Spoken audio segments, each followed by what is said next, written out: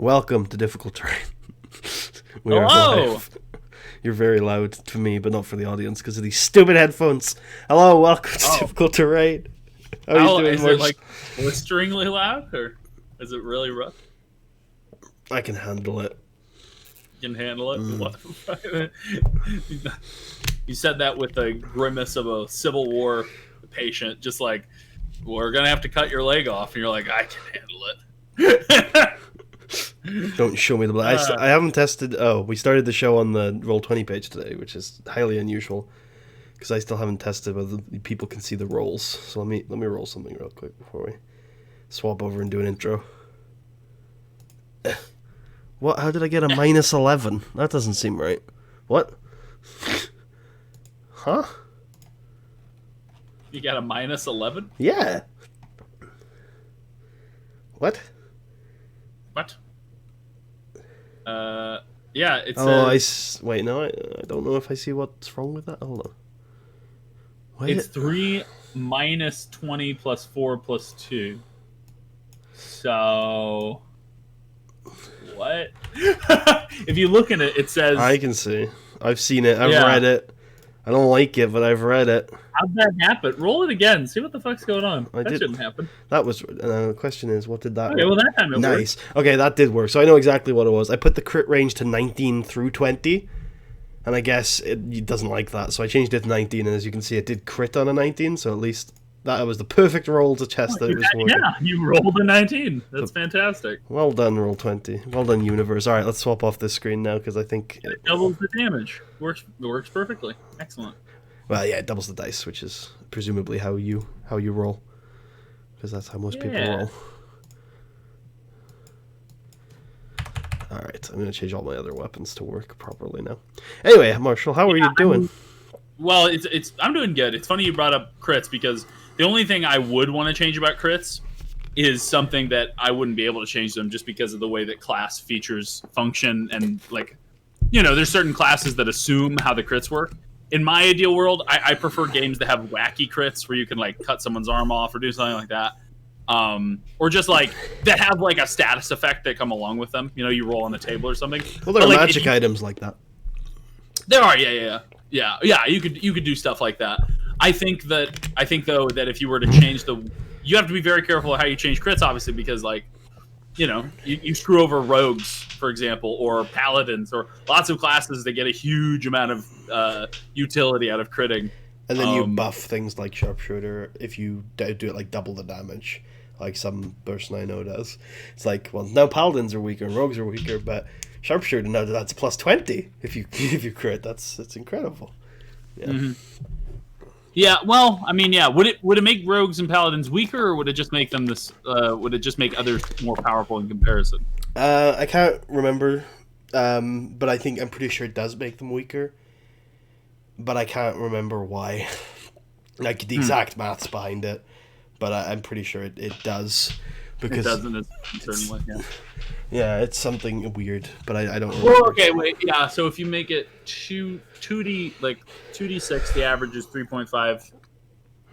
Yeah, I don't actually know, but I don't know. I think it's specifically paladins, something to do with being able to choose after you've rolled whether or not you want to add the smite to it or something like that. I don't really remember them. Yeah, but yeah, for paladins, you know, especially, like, yeah, if you change crits too much, you can really fuck over their smites are so good when they crit. I know lots of paladins that save their unless they really need to kill something fast. Yeah, I know lots of paladins that just save their smites until they get a crit and then wipe something out in a single hit or whatever.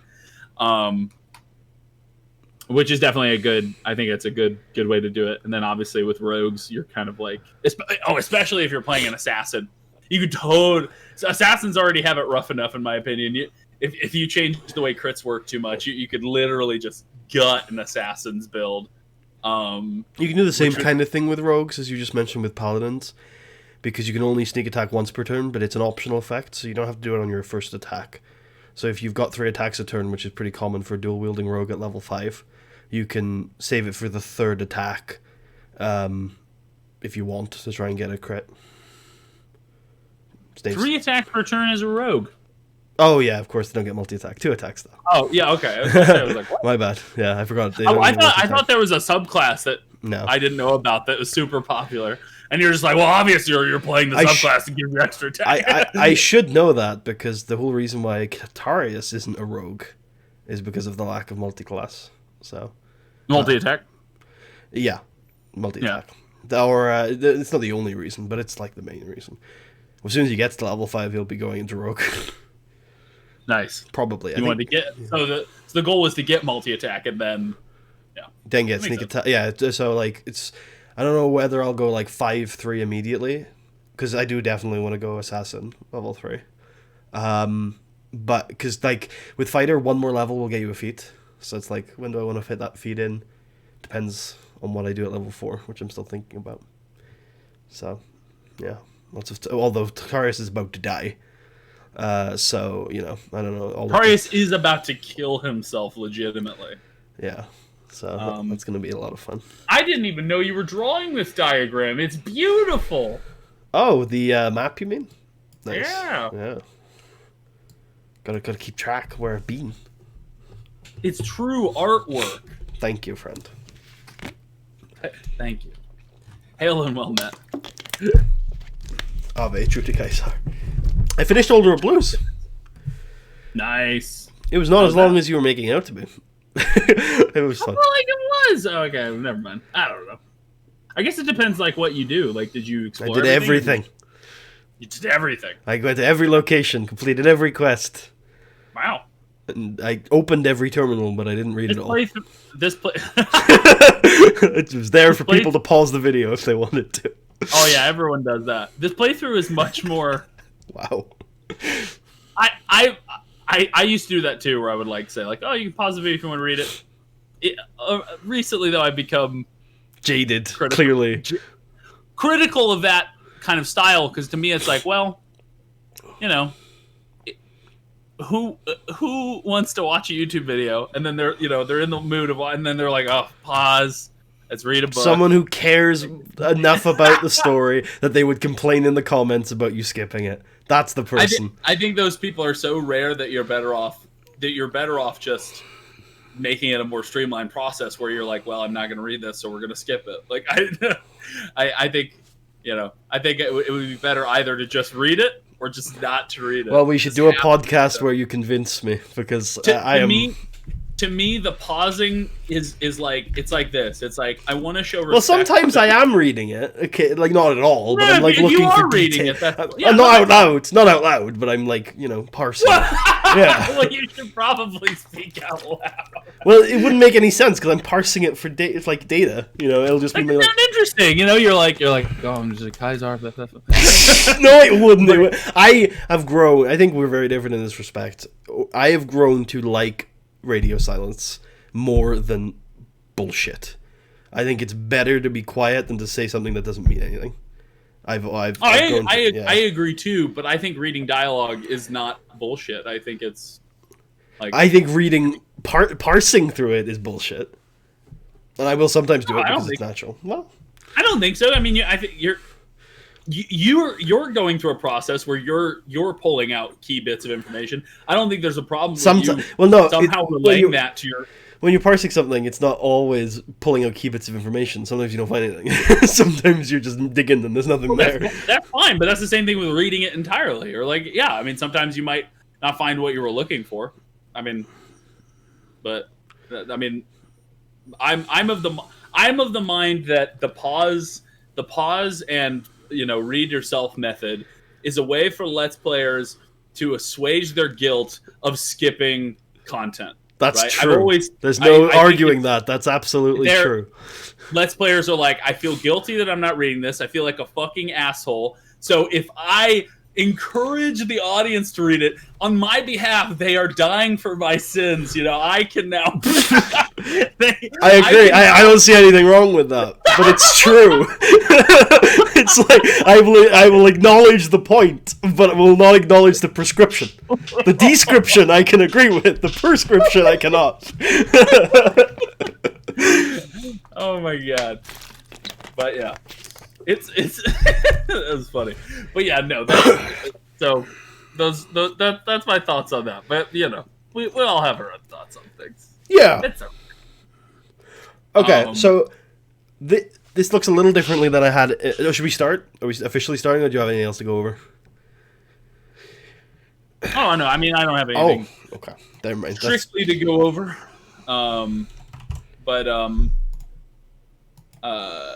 I mean, we could also switch it around where the balcony's over here, but in some sense, the balcony is going to be split between the two statues, which were on either side of the room. I thought I was above one of the pieces of armor. Was my main like. I mean, you're kind of above. You can make it to it basically in some sense. Hold on. Let me roughly maybe something like that, right? Is that right? Mm-hmm. Yeah, mm-hmm. Something like that. Yeah. Okay. Sure. All right. Okay. Oh, interesting. I like it. Okay, yeah? Cool. Okay. Yeah. Chill. It's chill. Let us leaf. Leaf? Oh, I should go to the Roll20. Hold on. Anyway, what are we leafing? I always do the boomy line from Avatar. Whenever I'm about to say let us, let us, I always just say let us leave. Wow. And for no reason. And people are always like, what the fuck are you? It's not even like a joke. Mm-hmm. It's a compulsion at this point. I can't stop. Have you considered seeing a therapist? I'm seeing 12. Wow. Shock therapy. Sometimes they... Did you know that my dad... I think I've told you this. My dad used to be a psychologist. I forget what it's called, but he told me there was legitimately a type of therapy that was popular in the 70s where you just beat people. It was called parenting.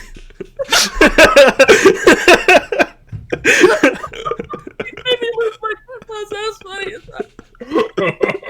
It was all mom and dad. The only kind of therapy you need. I'm upset, Mom. Shut the fuck up, you bastard. You ruined my life. Anyway, but classic. Anyway, but let us begin, Leaf. Can't stop, won't stop. So, I think music should be on. Yes. When we last left off with the Tarra's Fist, or at least the company of Tarra's Fist that are... Yeah, feel free to roll initiative for everyone. When we last left off for the company of Tarra's Fist, it's very confusing as to whose initiative is whose, because it's just all putty. I have a button. Nice. Yeah. It's assigning them their initiative, though. Should be. Yep. Yeah. Cool. Oh no. Okay, in this case, it didn't overlap them. Yikes. What do you mean it didn't overlap them? There are two sets of initiative. Oh no, not on my page. On my page, I only see one because remember, you're on a different. Your initiative order goes beyond pages, whereas mine only works for the page I'm on. Okay, galaxies. Let me tell you then. Ragni is on 21, Renault is on 19, me and Mosh are on 18, Kristen is on 6, Alessandro is on 13. Wait, you said Renault's on 19? Yes. Okay, Kristen's on 6? Yep. So the 14 Kristen is an imposter. What's Alessandro on? 13. Oh no, there's two Alessandros on 13. I have to kill one of them. Uh-oh. Okay. And then, is Tarius on 18? Yes. Okay, actually, I just realized there was a clue as to the false one. Oh. Okay. Yeah, well, now it's including, in my turn order, it's including your HP and your AC, and the others didn't have it. Really? I don't have that. Is that supposed to be just a plugin I installed? Okay. It's a plugin. You should link that to me. That's really helpful. Yeah, it is. Yeah, it's on 5e. Have you ever used the website 5e Tools? No, maybe? No, I don't think so. No? Okay, so basically, I can tell you more after the session, but if you go to their website, I just send you the link and scroll down, they'll have a thing. They have some Roll20 plugins that you can install that work pretty well. So they have different optimization type stuff. They can add some features. I've been looking for a lot of plugins recently for my Friday games, so this will be good. I couldn't find many I liked actually. So yeah, you can. Well, yeah, you can see if you like it. Not if you don't, you can always uninstall it. But I like it. It's pretty well good. Anyway, so you Okay, so this is the initiative order, and then let's roll in for these statues. But yeah, as I was saying, last time Tarius and company went inside the old mansion, right, and had a fun old time of it. Did you meet the orc last session, or was that 2 sessions ago? That was last session, yeah. That was last session. Wow, we did a lot last session. I always forget how much you can do in a solo campaign. Like, Yeah. you can get so much more done. But yeah, so yeah, you met a very interesting sort of traveling orc. He said he was a teller of tales, and he told you a lot of information about the possibly like what happened here or what might be inside. There was a lot of talk of ghouls and undead and other things, and you also tried to inspect if there was any evidence that goblins had been here recently, or what happened when there were goblins here. And so far, there hasn't been a ton of information, except for like a trench you were told about and found. But for now that you are inside, you found a letter that you are deciding whether you want to snoop in it, and even if you do, you need to get someone else to read it. And then you found some other miscellaneous items. And I think perhaps Tarius had an encounter with an old woman, or perhaps not a woman at all. Perhaps something else. But when Tarius turned to the woman, she disappeared. If she was even there in the first place. If she was even there in the first place. It could have been it's probably just the wind. Well, It's probably just... I'm not sure about that one. Not sure about that one. Classic video game guard, you know. Where'd they go? It was the wind. Must have been nothing. It must have been nothing. Must have been nothing. Just nothing. It was... That's an actual Skyrim line, I think. Must have been nothing. Is it? I think so, yeah. That's funny. Must have been nothing. Must have been nothing. Yeah, so he was Tarius was interrupted though when he found out that this good gentleman, his friend Ragni, got into some sort of hiccup with a statue, but it was moving. It was sort of a suit of armor that was that had come to life and had begun wrestling with Ragni, fighting him, and that is when we get to the present moment where I'm going to roll the armor into initiative. Let's see here. Okay. Wow, terrible. Nice.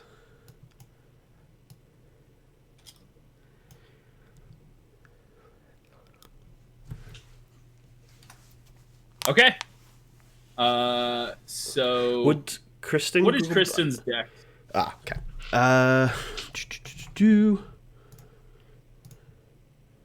16. Then Kristen goes first. So everyone goes before the armor. That's going to be a huge. I'd like to go case. before Mosh. Oh, actually, no, you do it on a Dex, don't you? I would go before Mosh then. Okay. Cool. Then you are. We are going to begin the combat with Ragni, the madman himself. The maddest of lads. Maddest of lads. Slayer of beasts. Absolute unit. True. Ragni. Raggers, we call him. What do you call him? Raggers. Raggers. Yeah. I like it. So, what does Ragni do at the beginning of this combat? I constantly think that's a Tales song, even though I've asked you before and it isn't. Do you want me to just use Tales music? Would it be less confusing? No, I don't think so, because I know you don't like Tales. Or you don't dislike Tales, but you've never played it, right? I was going to say, I don't think I've ever expressed this opinion. Well, no, I don't dislike Tales. No, but you don't like. I consider the absence of. I've never played. Exactly. So yeah. So yeah, I'm completely neutral towards it. But I have used music from games I've never played before because me too. Actually, that's true. I mean, it's if anything, it's probably preferable that your music has not been heard by your players because it doesn't put like a specific thing in their mind. It doesn't distract them. Like if you play, it's one of the reasons I don't use Skyrim music anymore. Because every player, when you play Skyrim music, they're all like, "Oh, I'm a Nord." Blah blah blah. They start making like Skyrim memes, and I'm just like, anyway. But so, what does Ragni do? He's gonna hit him with his big axe, I think. Nice. Yeah. Missing. Unfortunate. Yeah, this animated armor sits there, and Ragni brings down his axe, and it dents on the side of the armor, but does no significant damage. Doesn't really take a chip out of him. It's now Sir Renault's turn. Renault is so tunnel vision that he doesn't even know Ragni's been attacked, so he's going over to this one. Nice. And with his big lance, he's going to try and skewer it, but fails to do so. Okay, yeah. Sir Renault misses. Also, funnily enough, because of the way the companions work, Sir Renault is the only basically has a magical lance that can be that doesn't have the awkward lance feature where you have to be 10 feet away to have normal. I didn't, is that how well is it? I thought it was just two-handed if you're off a horse and one-handed if you're on one. That's the only special feature I remember from the lance. I believe that lance is if you're 5 feet away from your target, you have disadvantage normally. But I could be wrong. I'm just gonna have a gander because I'm curious. It does have special. Oh yeah, you are. You are right. Yeah. But I'm not going to count that for Sir Renault because it's not actually in his profile, and therefore I do not care.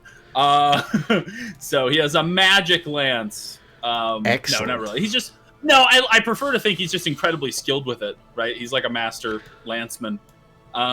It is. Okay. It is. He misses though. Yeah. So it's Tarius' turn. So I have a question. If I miss my attacks, do my companions still get to roll, or do they automatically miss? They get to still roll. Okay.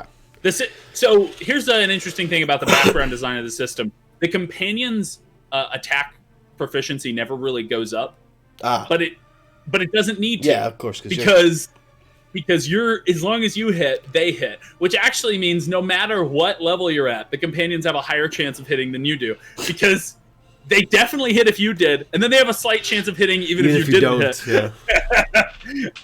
So it's a funny way that it's an interesting way they designed it. But anyway, so I'm jumping on that armor, Marshall. Okay. So Tarius, so do you say anything when you jump, or is it just silent like a cat? I look at the bow and I sigh. I put the bow away. I take out the plates and I climb over the balcony and I'm like. Jump. Oh Christ! Okay, so you like move 5 feet to get on the balcony, and then you just. Actually, I'm gonna, for dramatic purposes, I'm gonna put you up a layer. Let's see. How do I do this? I know there's a way to do this. Forward to front. There we go. You should. Yeah. Now you're on top of him. Okay. So you jump off the balcony with both, I'm guessing both swords down, just like, ah! Are you screaming like a girl? No, just like, silent. In my head, I'm screaming like a girl. Okay. Just very quiet. And you land, let's see if you land. So let's make the DC 15 Dex. Or wait, was it dex save or acrobatics? I think it was dex save? I think I said it was a dex save. I don't remember. I think it was a dex save. So a DC 15 dex save. Yeah, that's probably fair. Okay. He makes it. Now, I would like to argue that I am an unseen attacker for this first attack.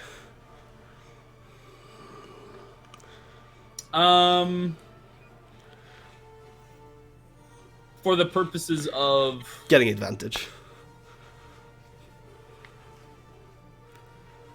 Is it that you're strictly unseen, or is it that they are unaware of you? Okay, I'll tell you what. If this was also part of the goal, why don't we do a quick stealth check on your part? Sure. Before you jump off. Just a 9. You are not unknown. Gotcha. You are known. You are known to them. They know of. Wait, actually, no. They have terrible passive perception. They have a passive perception of 6. So you jump off of the balcony, land with advantage. Roll damage. Roll your attack with advantage, and whatever the damage is, add a d6 of bludgeoning. Can I roll? I got 2 d6s. Is that how that's gonna work? Why not? You get to double the d6. And that's a 19 too. Level up, baby. That's the level up for you. Oh man, it's already coming through. All right, that's really good. So that's 15 damage from the first attack. Ooh, too bad you rolled 1 on the 6, but that's still this happens, really good. yeah. And then I'm 15. gonna roll the offhand because I would have done it pretty much at the same time, which will miss. And then I am going to. Yeah, you know what? I'm scared of these guys. I'm gonna action surge as I land and try and take another stab. Nice. So, quick question: when you land, obviously at this point you're on the floor. Would you do it here, here, here? Where would you position yourself relative to the statue once you land? Because you can't be in the statue space permanently. Yeah, indeed. So where would you? Hold on.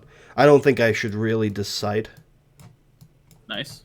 I like it. Oh, I like the spirit of this. You could also do here or here. Okay, so we're in this direction. Let's roll another d4. Blood Bowl style. All right, so I'm directly to the right. Nice. Or to the left, I guess. Whatever it is.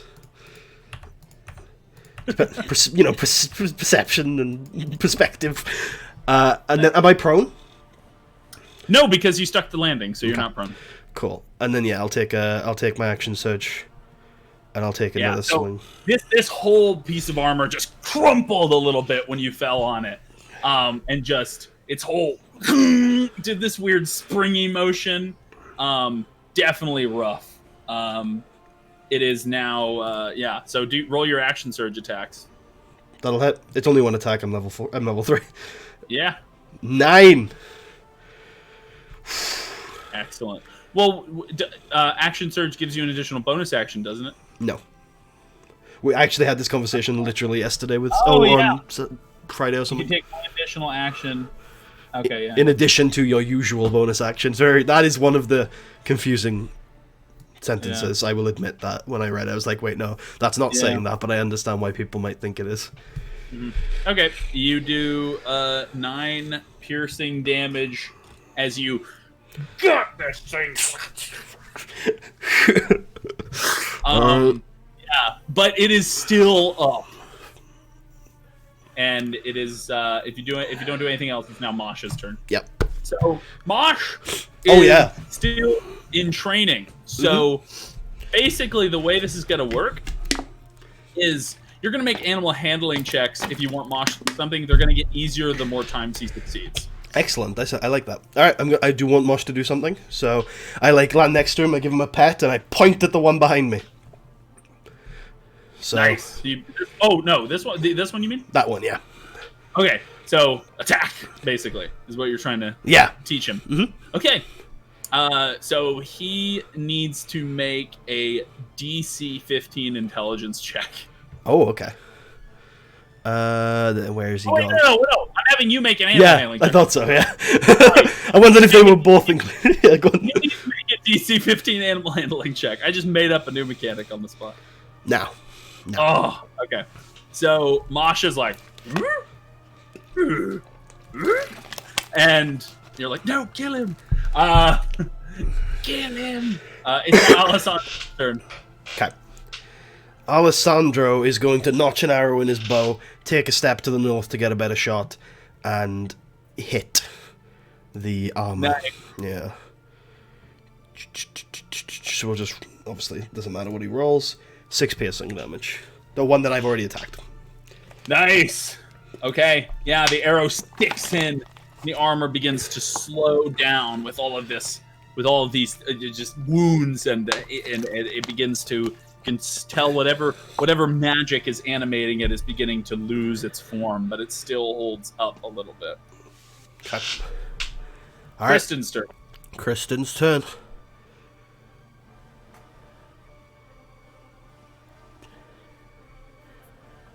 Kristen is going to Scorching Ray. Nice. She's going to create... I think they all hit simultaneously, so I have to declare all targets at the same time, right? Yes. Okay. She's going to hit 1 at the armor we've already hit, and 2 at the one we haven't. Okay. So, it doesn't actually roll damage. I will fix that. I know how to fix it. And by the way, yeah. I will say, you also... I don't know if I told you this last time, and if I didn't, that's my fault. But the automatic hit only counts for the signature attack. So for the special attack, she would have to roll these. You didn't tell me that. It's good to know. I should probably just read some more because I've clearly missed some stuff. She will change her action and Ray of Frost, the one we've already hit. Okay. For a single point of cold damage. Oh god, that's rough. Okay. Well, that's life. C'est la vie. C'est la vie. Okay. So it is now the animated armor's turn. This one, who, Yeah. it's just... it is going to attempt to butcher Tarius. No, not Slaying him in front of Tarius. all of his friends. Tarius is first. This is the first attack at Tarius this campaign, I think, or the second. I think one of the wolves got one off. Did the wolves miss? I think they attacked once and they missed, right? I think they attacked once and they missed. That's Just as he miss. misses, yep. Well, Brings down its or it has a slam attack, so it just tries to push you in the ground. Is that its only attack? Is it? It's not. But it tries again, and it misses! Now, I've got extra AC from my dual wielding, so I like to think I'm parrying some of these, even though it doesn't hit my... You're parrying up. Ting, ting, ting. Yeah, so it misses. And Tarius feels the flutter of death in his soul. By the way, one of his attacks could down Tarius. I don't doubt it. That's probably gonna be the theme, though. I imagine so. Yeah, downing certainly. Now, can one of his attacks kill Tarius? Does it do 14? Not in one. But if he decided to attack twice, he could kill you. Well, he could only get me 2 failed death saves, right? So I'd still. No, if he deals, so if you're at you're right. If he deals 7 hit points to me, I would die. Yeah, you're right. Yeah. So he could kill you in 2 hits. Plus it would auto crit the damage, right? So I think he would kill me in 2 hits. Yeah. What about that? Auto critting the damage, yeah. Interesting. Yeah. I never thought about that. Yeah. Okay. Because a lot of times I just assume it won't kill them, and I just say, okay. You do still have to technically roll though, but it's an advantage. Yeah, you should roll. Because, no, I mean the attack. Oh, no, yeah, you still have to roll the attack. What I mean is, I usually just say, okay, that two fails. It's 2 fails. We're not... Who cares about rolling? But now that you say that, there's some cases where rolling damage is actually kind of important, because it can easily kill someone. Especially at earlier levels, yeah. Yeah. Or with Tarius forever. This one is going to attack Sir Renault. It is going to slam him. Come on, Sir Renault. Miss. So this hits Sir Renault directly, but Renault is wearing heavy armor, and he absorbs it. Attacks the second time, misses, because I believe Renault has heavy armor, right? 18? Mm-hmm. Yeah. So this time Renault dodges and gets ready to basically parry its attack on his turn. It's Ragni's. Ragni.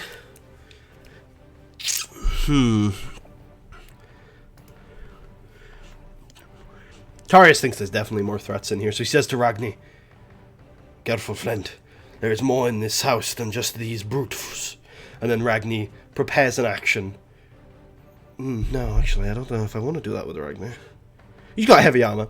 Ragni is going... Tarius says, "I have this, friend. Don't worry." And Ragni is going to, without disengaging, move over here, triggering if you want to take it, the attack of opportunity. Okay, I will. That hits. Oh. So the way this works, you have to make a con saving throw, right? Yeah. So he makes a con saving throw for the average of the damage. So it will be a DC 5 con save. It's actually really easy to make. Is this? Yeah. Okay. Which he makes it. Okay. He would have to roll pretty low to fail. Yeah. If these guys, this is the set. If these guys get hit by a 2 damage dice attack, do they die? If they obviously fail the save. If it goes through, it will kill them. Yeah. Okay. Yeah. Although, go ahead. I need to check. I don't think they should have leveled up when you leveled up, but I need. It's every 2, I think. It's every 2, but I need to figure out in my head whether they, like, what step they were on. I see. Because you started second level. So the question is, since you started at second level and they'd been with you presumably for longer than that, do we count second level as already having a half a step? And then when you get to third level, which you did, because it's all supposed to start at a higher level anyway, right? Like we're lower level than the system is designed for. What was that? This is you're meant to do this starting. It's unexpected for you to. I think Matt Colville expects people to start this using these at 7th level, I think, or at the very least 3rd level, and we started at 2nd and we totally broke it. Or no, 4th. At the very least 4th, because he wants you to be at least 1 level higher than the companions. And so we completely broke the system because we started you 2 levels behind his minimum. But it is what it is. But we're running that dungeon that I haven't gotten to yet, so we needed to scale it back a bit. Scale back. Ragni's going to ready an action to attack if I with his signature attack after I've made my weapon attack, or after I finish my turn, I'll say. Okay, on this one, presumably. Yeah. Yeah. Okay. Cool.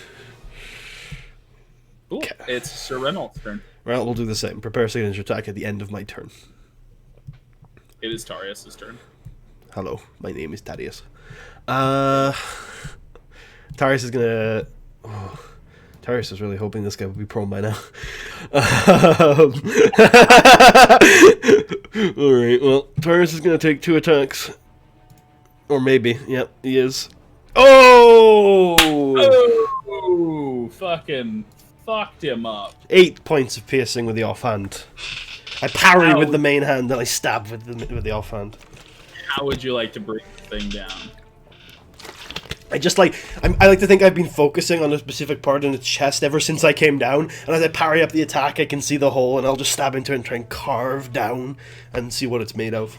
See if it can survive an attack like that. I like it. And I presume it cannot. It cannot, no. And it falls down dead. Well, incapacitated. It's just, it's not, was it alive? No, yeah, maybe. Yeah. Who knows? Anyway, it is, I'll end my turn triggering the other 2 attacks. Okay, cool. Yeah. Which will automatically hit, right? Yep, so, it's an auto crit. No, I'm just kidding. That'd be boss. 5 damage. Sorry, 15 damage. 15 piercing damage. Okay, cool. Yeah, so because they rolled. I rolled them the same because they rolled the same. I thought they rolled the same, but they actually have a different modifier. So it's actually 14 damage because Reynolds only a +3. My bad. Gotcha. So yeah, so Ragni and Reynolds, they tag team this statue, and both of them hit it from both sides, and this sort of combined effect really hammers the statue down. It's Mosh's turn. I point again. Go, boy, go! Go! Make an animal handling check, DC 15. Ooh. Oh, so close, so close. So just so you know, whenever you try to teach him a new trick, it's going to start at DC 15, and each time you succeed, it'll decrease the DC by 1. If I'm able to give him some food or something, could I get advantage on the check? I like that. Yeah. Yeah. Sure. Okay. Cool. Yeah. And you could also train him in downtime if you wanted to. I mean, there's I'm not against that either. Yeah, I think Tarius would feel he can only train a dog for battle in battle, but for like other things, then I think that's fair. Other tricks. Maybe hiding to teach him combat. That's a good idea. Okay. Does he do anything, by the way? Does he move or just do anything? So his thing is the way I'm handling him. Unless he is attacked, he does, since he's not trained for combat yet. He's just kind of, Yeah. I mean, he'll walk here. And he'll lick Kristen. It is now Alessandro's turn. He will move first to here, take his shot. Dealing 7 piercing, and then stand behind me. Cool. Yeah, so the shot hits clearly, and the statue crumples a little further. It is now Kristen's turn. She will she'll Ray of Frost it. Hopefully Nice. dealing more than 1 damage this time. It's literally like just a little ice cube that hits it. Okay, it's now the animated armor's turn, which is now going to this time attack Ragni. Oh no, not Grim. I could lose the French guy. He doesn't even have his real voice, but not Ragni. He doesn't know his real voice. That's a myth. Yes, come on. That's a critical myth. So it attempts to duel Ragni, but fails utterly against a true warrior. Ragni. That's the same as last time. Prepare signature attack at the end of my turn. Good. So Renault. Same. Darius. I rush in and I say, "Good job softening it up for me." And I'm going to take my attacks. 19 and 21. Hey. 7 piercing damage from me. I end my turn, triggering the attacks. Right? Yeah, you slash at him twice, but this just softens him up even more. Ragni and Renault attack. Renault's attack does 9. Ragni's does 13. Christ, Ragni. That's a D12 plus 4 for ya, baby. So the two of them, Renault spears the head off of this thing while Ragni crushes its legs out from under it. And it basically just turns into a mass of crunched metal. I like to think the 2 sword attacks and those attacks happen basically at the same time, and I just jump away afterwards and land eloquently. And then I look like a hobo again because I've stopped moving. I look so elegant in battle, and then I stop moving. In battle, you're like, and then when you stop moving, you're like, you look completely.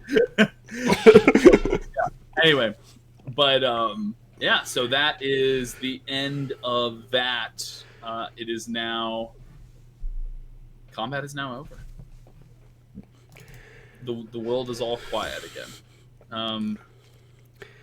Well, Ragni says, "Oh, well, that could have gone better." And Kristen says, "Why did you have to go and do that, Ragni? You almost got us all killed." It could have gone a lot worse, I can tell you. I just jumped off the balcony, for fuck's sake.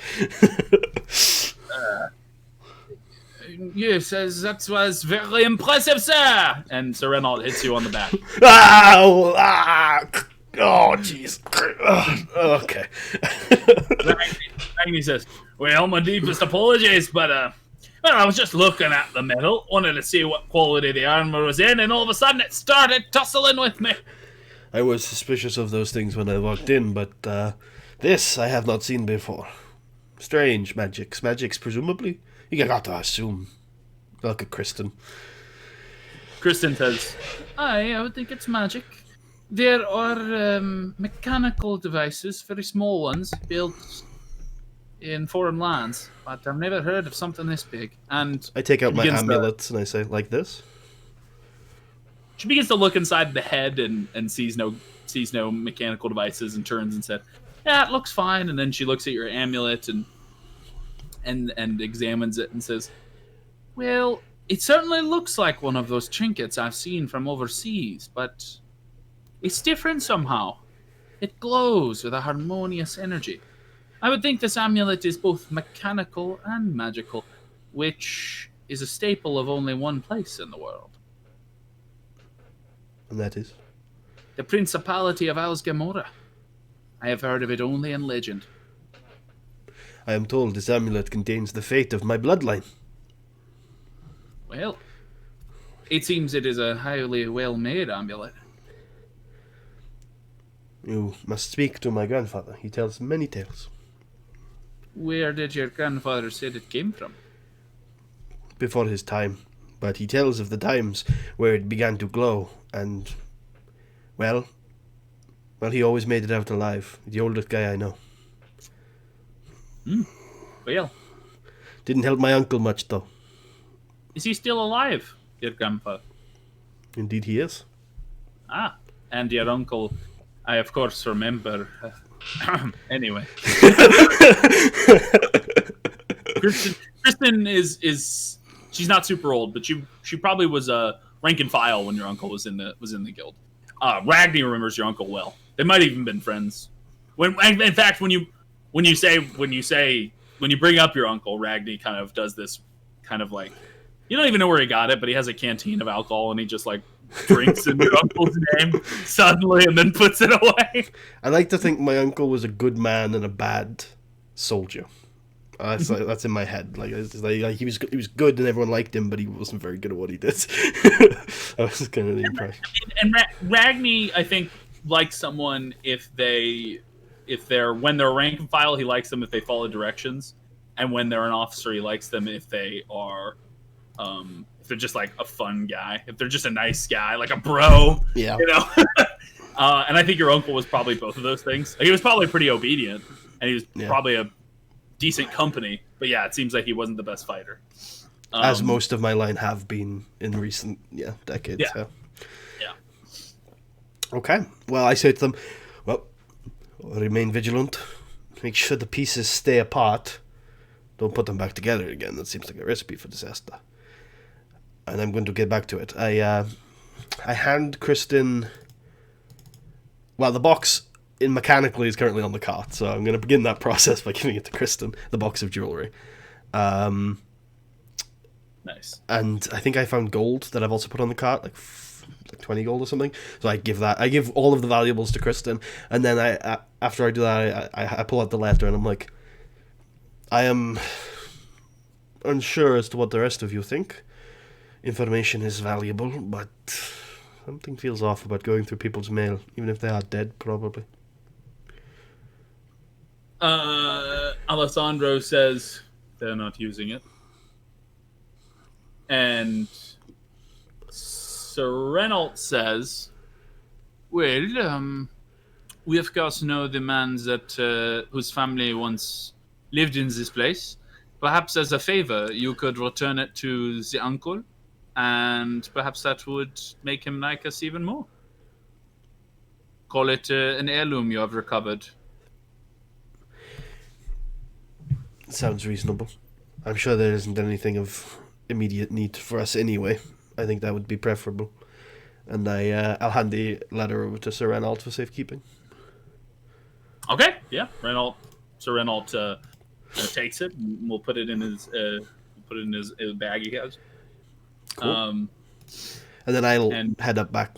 Says, perhaps we should teach the dog how to take the chest of gold to the cart. I look at her and consider it. I consider the dog for a moment, and I say, well, he seems like a good boy, but not so, not well trained at the moment. I don't know if I trust him with that. Would have been a DC 15 fetch. I don't know if I'll trust him with a very valuable box at the moment. Perhaps we start with sticks. I'll head up the stairs. Yeah, that's funny. So yeah, where do you go? I'd like to return to the corridor that I was lost in. Cool. And I want to go into that first right-hand side door and check the bed again. Cool. Yeah. You go inside. It is empty. I pull up the sheets and check to make sure it's empty.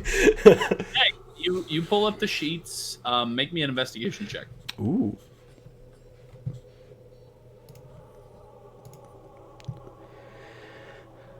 Uh, 8. Yeah, you don't see anything or find anything of note, but it does seem that it is empty. There's no body in here. There's no person in here. Nothing alive or dead that you can see. But something undead. There's a ghoul. No, I'm just kidding. There's nothing. There's nothing in the covers at all. But you rough them all up. And yeah, you don't see anything else. But you get it might be, maybe it's from your encounter in here before, or maybe it's just your nerves. But you do feel an ominous sort of, just being in this room makes you feel a little bit, but it makes the hairs on the back of your neck stick up. Dearie, are you still there? I would never do this. This is so ballsy.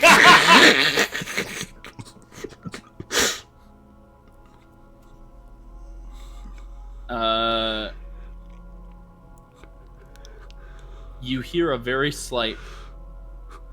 slight voice, distant. What was that? Can I make a perception check to try and figure out a direction? Sure. Okay. You realize at first you thought the voice was coming from maybe far away in the hallway or something like that, but you realize there appears to be some sort of contraption next to the bed that you didn't notice before. Maybe you thought it was part of the bed's gilding or maybe some sort of wall fixture, but you realized that there is a horn next to the bed that connects to a tube that just runs away into the wall. And this horn, you can tell, might be used for communicating to other rooms in the house. Maybe one room in particular, you're not sure. But you think you heard something come from this horn. I'm gonna head outside the room and see if I can see the tube anywhere. Like in the hallway? Yeah. It goes into the wall, so when you go into the hallway, you don't see it. It doesn't pop out anywhere, okay. Not in the hallway. Gotcha. You don't see any evidence of it there. And you didn't see a tube in the other bedroom you were in. Interesting. We'll leave that for now. I'll come back to it. And I'm gonna walk up to this statue at the end of the corridor and investigate it. Nice. So you begin to poke at this thing with your poking stick. My finger. My decrepit, old, and whatever Tarius' fingers look like. They probably not look natural. Yeah, your skin flays. Yeah, you're right. There's probably some tears in the skin. Yeah. It is truly horrific. It kind of looks like my fingers, but even worse. Oh, this is worse than anything I could have imagined. I'm the real ghoul. all the ghosts in this place are like, yo, we need to stay away from that fucking thing. I don't know what that is, but he's definitely evil. Oh, if Tarius ever becomes someone of some renown, the paintings of him in 50 years' time will be like the fucking Scream. That'll be what he'll be. God. I mean, it might be that the painters just sort of embellish. Make you look better. Yeah. I think Tarius would specifically request that they be accurate, and they'll be like, "Are you sure, Mr. Tarius?" Yes, I want future generations to know what I looked like. And they're like, cool, but are you sure? We will not be able to display these in the National Museum, I'm afraid. There are strict rules on such content. This is depravity of its... They're like, maybe we make you a draft and you see it for yourself, and then you can decide what you think. I love it. I'll keep it. And they're like, that's fine, but before you make a final decision, we have an ophthalmologist we'd like to see. Do you need glasses? Like, I do actually. I do need glasses. This is very useful. You finally get glasses. You see yourself in a mirror. You're like, ah! Have I always looked like that? A mirror's a thing. What'd you say? A mirror's a thing. I assume so. Are they? Are Mirrors. Mirrors. Mirrors. Yeah. Oh, yes. Yeah. I think most mirrors are at this time are made out of kind of like a weird lead glass compound that or it's like silver. I forget how they made them in medieval times, but they're not like perfect. Mm-hmm. You can get really fancy mirrors though that are made in Kellior, far away. Mm-hmm. And the richest of nobles, if they're really interested in vanity, might pay, hundreds and hundreds of gold to get a really nice, perfect mirror. But most of the mirrors that you'd have, you could buy, Tarius, could afford a cheap mirror that would mostly reflect light. But it wouldn't be like the mirrors we have today where it's a perfect copy. For that, you need to spend a lot more gold. Gotcha. But anyway, so... so you walk up to the statue, and it appears to be, some sort of woman who has a harp in her hands, and she appears in the statue, the way it's positioned, she appears to be playing the harp and looking off into the distance. And there is an inscription on the bottom of the statue that says, "Find your inner song." Roll me a religion check. Sure. You have no idea what this is. Okay. You think it might be religious, just the way the statue looks, but you're not sure what it has to do with. You could, of course, bring it to someone else to be identified. I'm going to begin singing. You're going to begin singing? Yeah. Okay. I like it. What do you sing? Some sort of childhood, like a children's song. Interesting. Or, what did I say? Actually, now I think I'm singing in various ways. Like, children's songs definitely up there as, like, just something most people would have. But then also, Tarius might know some, Mead Hall shanties. Probably the children's song, though. This looks relatively nice. It doesn't want to sell, like, a Mead Hall shanty in the middle of this. Okay, yeah. Yeah. So, you sing kind of like a soft song. Is Tarius a good singer at all? No. Well, we can roll... actually, let's roll performance. Though? Let's roll performance. My performance is actually quite good, so... You're pretty decent. I like to think Sartaris is like a blues singer, like that's the kind of songs he can do. You can't do anything else. Yeah. I'm singing the blues. Everyone else.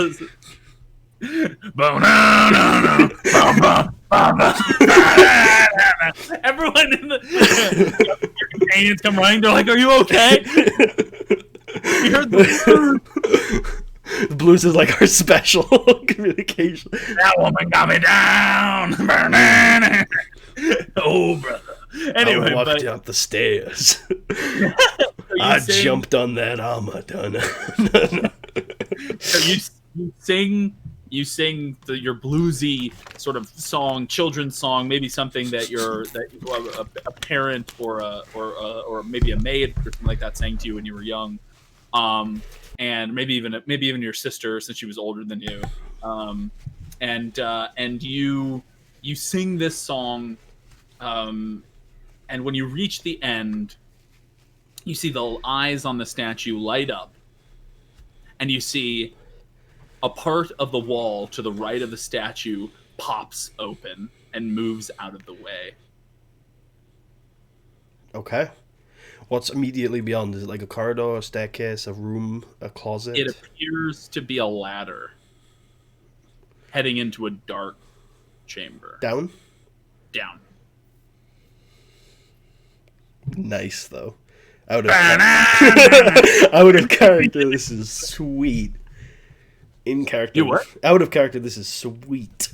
Nice. In character, Tarius is scared. In character, spooked? Yeah. Yeah. It's pretty spooky. Yeah, and when it opens, I think very cold air comes out of it.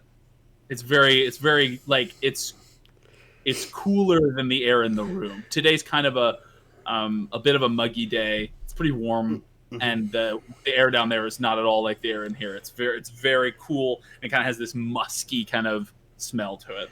Where did the tube go into the wall? Down, like low on the wall, or high on the wall? It was Middle so the tube. The tube went into the wall. You could tell it was positioned in a way that someone sitting in their bed could reach it. Mm-hmm. So it's kind of like at a midpoint, but I would say closer to the floor than to the wall. However, it was hard to tell where the tube actually went once it went into the wall. Absolutely. I mean, you could go back to the tube and just start fucking gouging out the drywall and the wood. What does it do? from Friends. That's right. On my Odyssey of the Dragonlords campaign that Charles runs, there was a lever in a dungeon that half my party wanted to figure out what it did.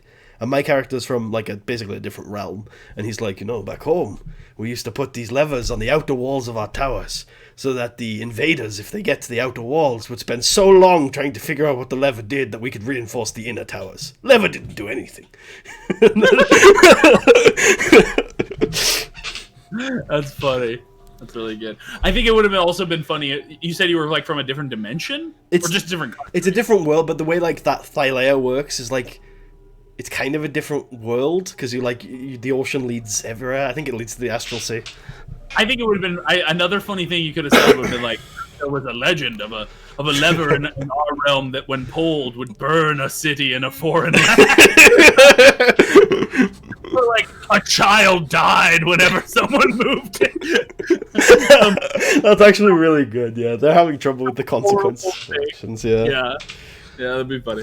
All right. So what I'm going to do after some hesitation, he probably does stare at this thing for 30 seconds, just to let you know if anything happens in those 30 seconds. I presume not, though. No. Okay. The eyes stop glowing at this point, but the chamber remains open. Gotcha. Okay. I'm gonna back away and check out this top left door. Nice. Oh, you're gonna test to see if it's open first, I guess. Actually, can I run to the bathroom real quick? I won't be long.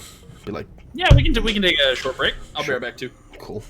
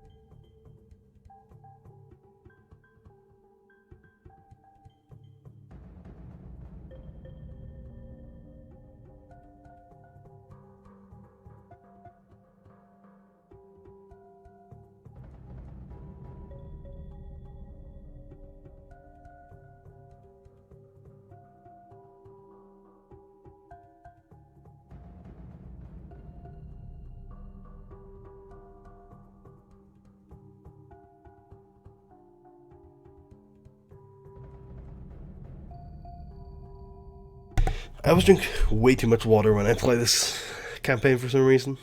I started the session today with this being full. Just, I don't know. I do like those bottles they get me to drink a lot, though. To be fair, I forgot a bottle of water next to me. I have to drink a lot. I guess I talk a lot more, in these solo sessions than I would normally. That makes some sense.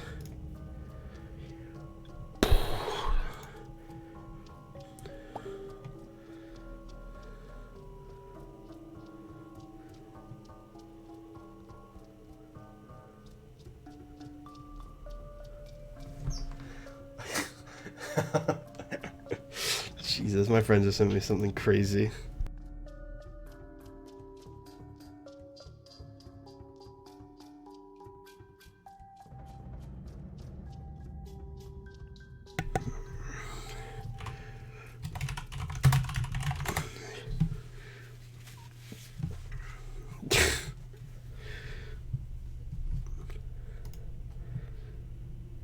Jewelry box. Dagger from long. Actually, I have the jewelry box on me. I guess I should move that to the cart. Dude,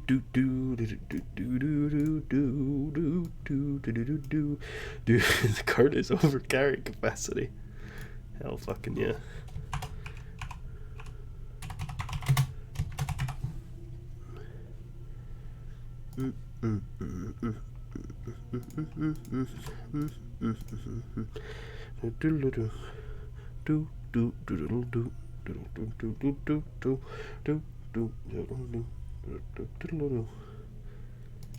Jewelry box weighs a pound.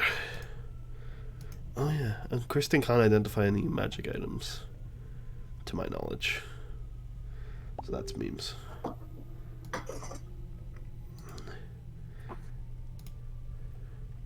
Hello. Hello, what have you got there? I made quick garlic bread. Ooh. If you want to make quick garlic bread, I hate garlic, but you should tell the audience how to make quick garlic bread. Go ahead. You toast your toast, you butter it, and then you add some garlic salt to it, and you've got quick homemade garlic bread that you didn't have to work for. Amazing. If you don't like garlic, just run. I have I still play Yu-Gi-Oh, right? We've talked about that before. I have a friend who I go to events with, and I buy singles because I'm a rational human being, whereas he buys sealed product because he has an addiction. However, he always gets fucking lucky, so it's really hard to tell him to stop doing it, because to be fair to him, so he just bought 2 boxes of the new product. I think it cost him £45 each or something, and he pulls a £80 card and a £35 card from each box. So he doubles his money on both boxes. I mean, like, with results like that, how can you tell him not to? You know, it's like it's telling a gambler who's made $1 million that they have a problem. The gambler's like, do I? Since the silly thing is, it doesn't work for anyone else either. Like, you're like, oh, open my packs. I mean, it doesn't, because that's not how life works, you know. But you do get good deals off of it. At least I do recall. I used to buy a lot of packs. I didn't mind if I didn't get good cards though, because I mean, I think I'm with your friend. I think there is something fun about just like. I agree. No, I agree with that. I just think you can make sensible purchasing decisions around that, right? Because there are some products that are more fun to open than others, right? So if you're just doing it for that, then you can do that. A lot of people do it because, I mean, I think Tom is like that, where like it's fun to open, so that's fair. But some people will get in a hole with it because they're like, oh, the best, look, if I just spend 50 quid, I won't have to spend 80 quid on this card, and then they spend 150 quid and they still haven't got the cards. You know what I mean? So yeah. That's when it gets your friend, you know, that's the thing. Your friend does it for the love of the game, and therefore he's rewarded by the gods. He can actually play the deck now. Part of the cards. Anyway, but look, as someone who has played one card that you can never draw and has seen it in every single major tournament for the last season, Heart of the Cards does not exist. All right. Heart of the Card. Look, Heart of the Cards exists. Your friend proves that. Anyway. Hey, he hasn't won any events, all right? The luck doesn't continue into the game. I mean, that's what makes him an underdog. That's what makes the story interesting, okay? It's still the first season. Yeah, the underdog playing the £400 deck. Fucking Yu-Gi-Oh! A really good deck. Well, that's fucking Exodia, and he's supposed to be the underdog. Exodia's cheap as hell. I know. Oh, you mean? Oh, I just mean in the show though. It's supposed to be really rare. Oh yeah, it's like show logic. Oh, I see. Anyway, we should play some Yu-Gi-Oh at some point. Yeah. Yeah. Like an online version. Yeah. It's called Dueling Book. There's like simulators, right? Yeah, well, because obviously right now there aren't any events, so everybody's using the online systems. Nice. Yeah, we could sometime. Dueling Book. Wait, what's it called? Dueling Book, yeah. Oh, it's literally called that. It's a browser thing. do you just pick out whatever cards you want, or is it like you win them? Oh, okay. Yeah, you just it's all of them. It's not an official one. If you want to, like there is a mobile one, but it's not the same format as the actual physical game. Okay, I'll play pendulums just to because I know you hate them. I'll play a really old deck that will get just absolutely smashed. Pendulums are really bad right now. They kind of fucked them over. Wait, go on. You touch the knob and you twist it, and when you twist it, a spike comes out and gets. No, I'm just kidding. Oh yeah, is it a mimic? The door's a mimic. You open the door, and you find yourself in another bedroom. Unsurprisingly, this bedroom is a children's bedroom, though. Very clearly, there is a little bed. It's like basically a single-sized bed, and it's even smaller than a normal single would be. So it looks like it's used for some sort of child, not a baby. It's not like a crib, but it looks like it's for a youngin. In addition, you see a little chest in the corner, and you see a wardrobe, and another linen closet. You said I saw a chest? Mm-hmm. Is there a lock on it? How big is the chest? Yes, but something seems strange about the lock. It seems comically large. Like it seems like it's not a normal lock.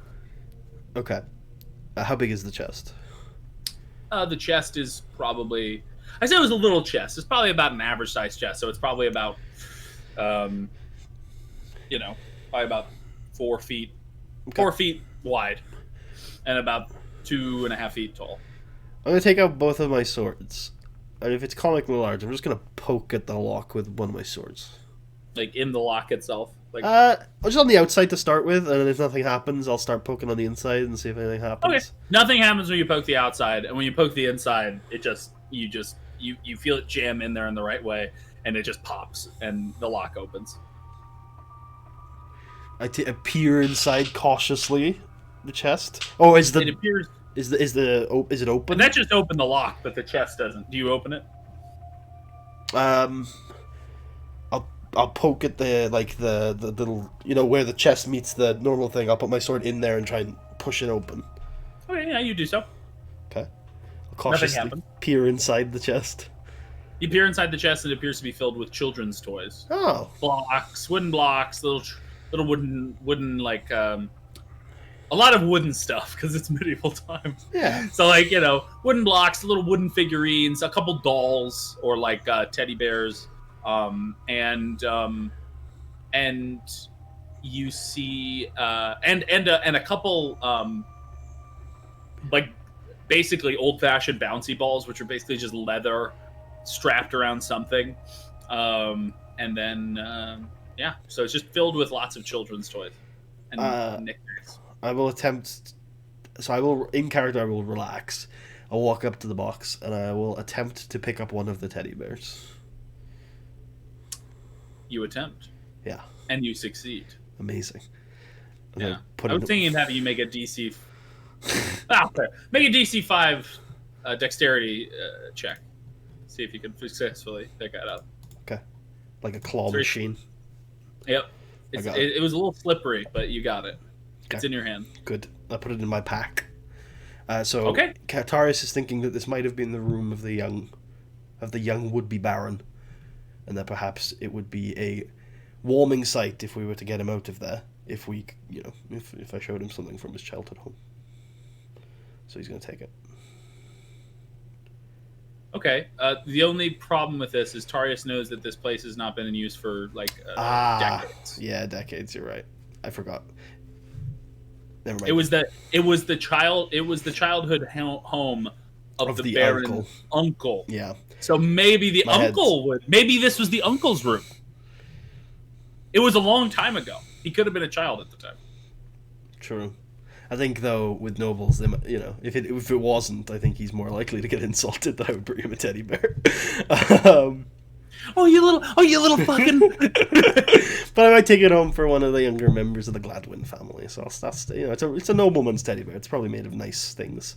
So it's made out of It's made out of really. I mean, the outside is definitely made out of some sort of linen weave, but it's very finely put together. And then the inside you can feel is stuffed with feathers. It's very nice. Cool.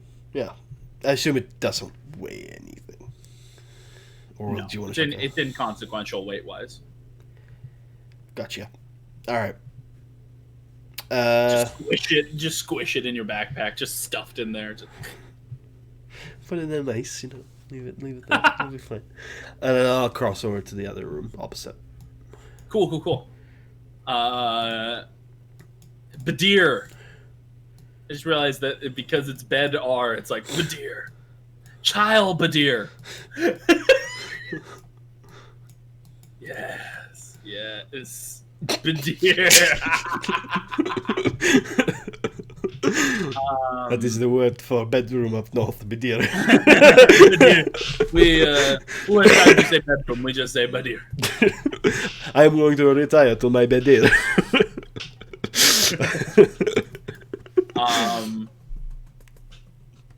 So you approach this other door, and this one appears to be locked. You're gonna try to crowbar it open. Mm-hmm. Okay. Use the old crowbar, old man crowbar. Athletics with advantage, if I do recall. Yes. You pop that baby open. You just click, and the door. I mean, it's not actually a click; it's a loud crunching as you wrench the lock mechanism off of its hinge. Then I kick in the door. And it swings open. It hits an old woman in the face. No. On the other side. No, I'm just. It swings open. Reset my camera real quick to get rid of that blur. All right, there you go. Gotta get rid of the blur. It swings open to reveal what appears to be a very large storage room. I say very large in that it's basically the size of one of the bedrooms, but it's used entirely for storage, which seems perhaps, larger than your average closet. It's not like a closet. But you can tell it's for storage because there's no furniture inside except shelving and various things like that seem to hold lots of linens, towels, extra clothing. You see bath salts, soap, things like that. Okay. I'll have a look around, see if I can see anything of particular value. Okay, make an investigation check. 10. The only thing in particular value you find is a crate of Valenteran soap, which is some of the finest soap in the world. It is. So most soap at this time is gray or even black, because the process for making soap is actually like rendering animal fats. To make it actually white, like we're used to in the modern day, it's an incredibly refined process that takes an enormous amount of skill and talent. And the only people who really have the knowledge or the care to do it are the Valenteran elves, which to be I'm aware. The home country of Alessandra. So does it have a noticeable smell?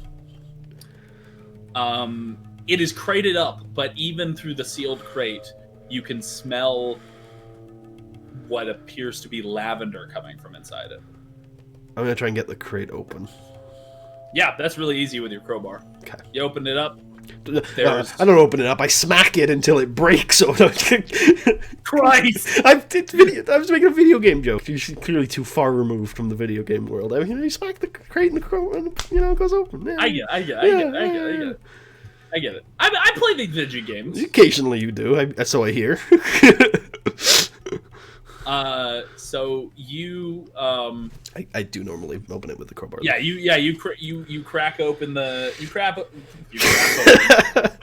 you shit into this so much it explodes. No, you crack open the crate, and then the smell of lavender really fills your nostrils, very strong, and you can tell that the soap is not like too strong. It's not. I know, but you don't know what I'm trying to do. But go And you notice that the soap is wrapped in wax paper. So it appears to be 20 bars of soap wrapped in wax paper. How much does each bar weigh? Probably a half a pound each, so like 10 pounds for the whole crate. I will take 1 bar. I will wrap it up in that wax paper as much as I can. And then I will take out my clothes. Not take out my clothes, but in my pack. Do I have clothes? I think I have clothes. Most people have clothes. It appears I do not have clothes. Okay. Oh, that's a shame, actually. Okay, I'm going to try and put it under my healer's kit, which hopefully has some herbs and stuff in it or something like that. And I'm going to try and put it right at the bottom of it. It's probably a pretty hefty pack. It's like, a traveler's pack, and it's got a lot of shit in it. It can carry like 50 pounds. So it's probably a big pack. You could also, if you want to help with the ruse, there are lavender bath salts in this room that have nothing to do with Valentera. So you could take those, and then if he asks what's that lavender smell, you can just show him the bath salts.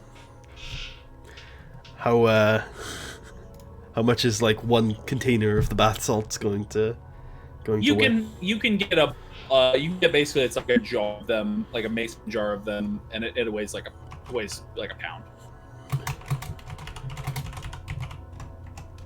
All right, cool.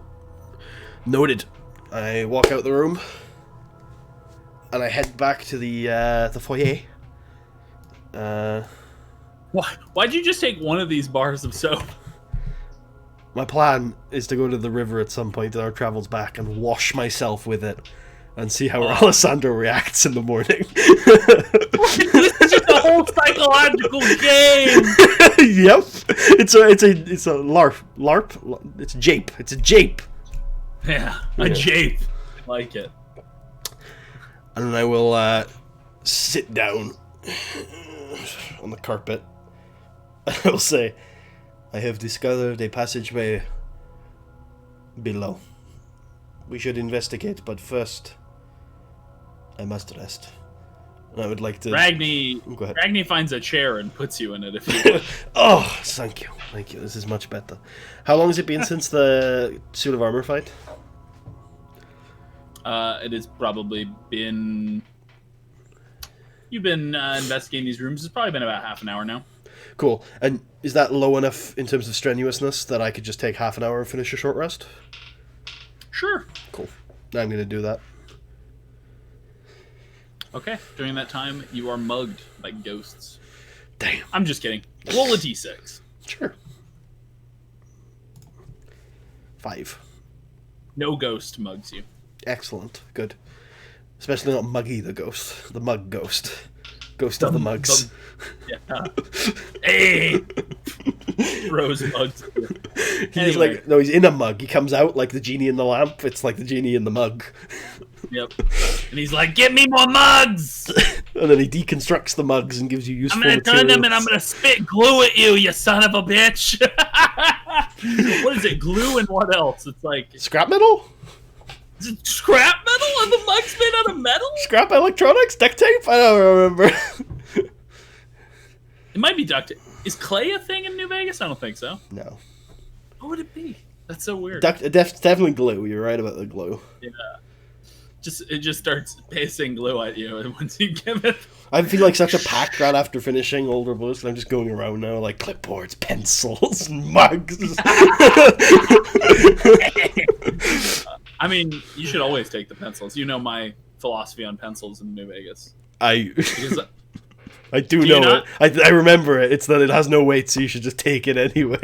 My philosophy is that anything, because when I loot, I always loot based on the weight to value ratio. Have you got the mod? On... One of my mods in the new playthrough puts that on the thing. Like you have a value per weight stat. Oh, yeah, that's cool. It's been very useful. I will agree with you on that. Yeah.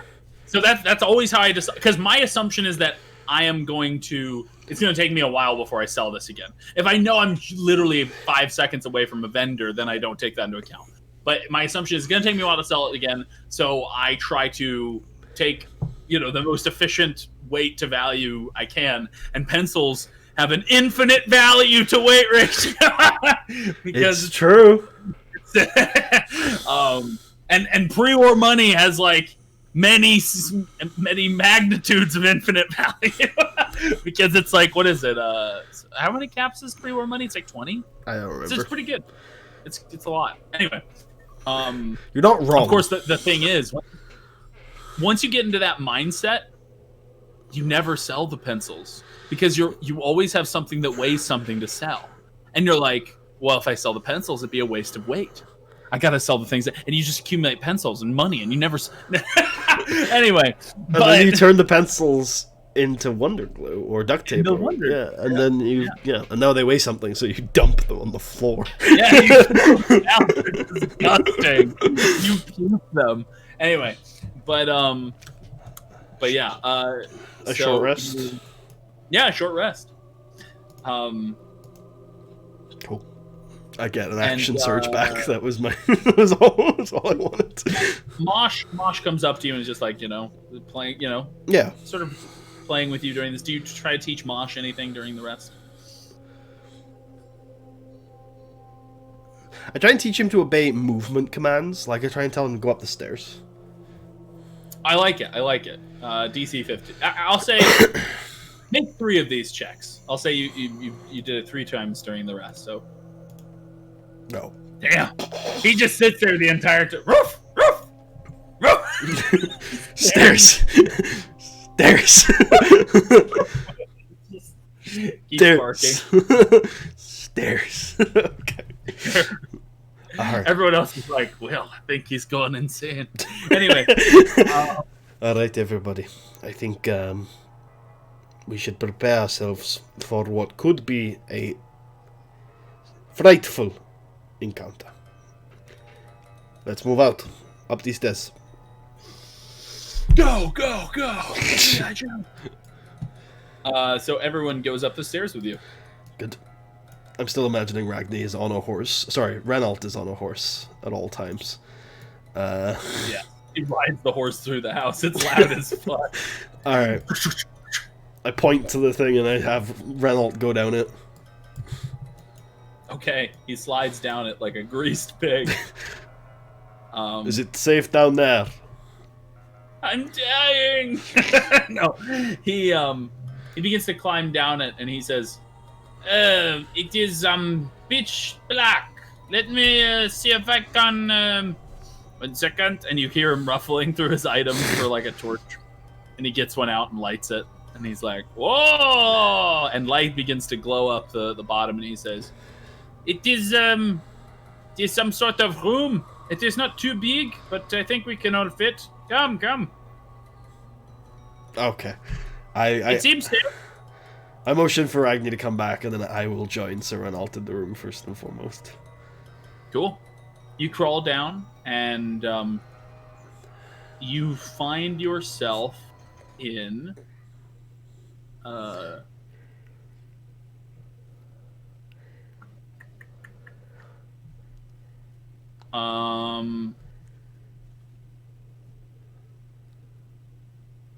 you find yourself in a well-appointed room that is a little smaller than the bedrooms above. And it appears to have a large statue, very similar to the small one that you used to get in here, but the statue is made entirely of gold, and it sits atop a sort of pedestal in the room. The walls of the room don't look normal. They look to be made out of some sort of porcelain, which is a little strange. Because, well, none of the other walls are made out of porcelain here. They're made out of wood or, something of that nature. Brick, maybe, but not porcelain. And in addition,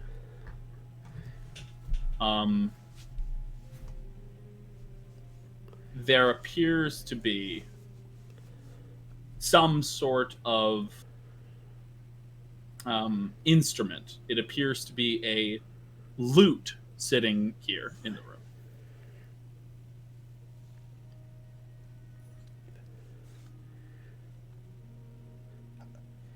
Okay.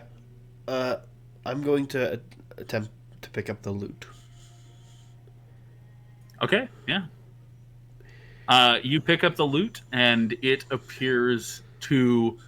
Does Tarius know anything about instruments? No, I don't think he'd know anything. The only thing you can really tell is that this is exquisite. It appears to have it appears to have strings smaller than any lute you've ever seen. Very fine. It appears to have ivory on the handle. The wood is made out of some sort of rosewood, and it's silky smooth. Feels like butter as you wipe your hand over it. And it even smells good. It smells like it was just made. Has that kind of that kind of woody, earthy smell to it. It seems like a really nice instrument. Okay, I'll put it away. I'll put it in my pack. And then I'll say, "Yeah, boy, yeah, boy." I'll try and get him to move again. Can I roll it? You're trying to get the dog to go down the fucking ladder? Yeah, I'll catch him. Dude. Oh yeah, you're right. I guess he's not massive. No, he's not as big as a mastiff. He just has a Okay, fair enough. Make the animal handling check. I didn't think about the ladder. You're right, but I still want to do it. Oh, hey. You're. And the dog runs, falls immediately, skimpers. You hear this, and it falls, and you catch it. Good boy. The dog starts licking you, relieved that it didn't die. Ragni, get down here. By the way, make note somewhere on probably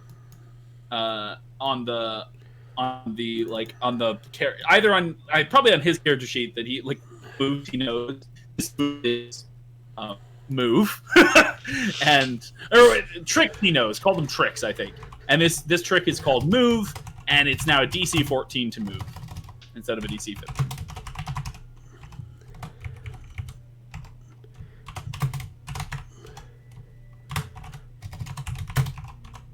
Okay.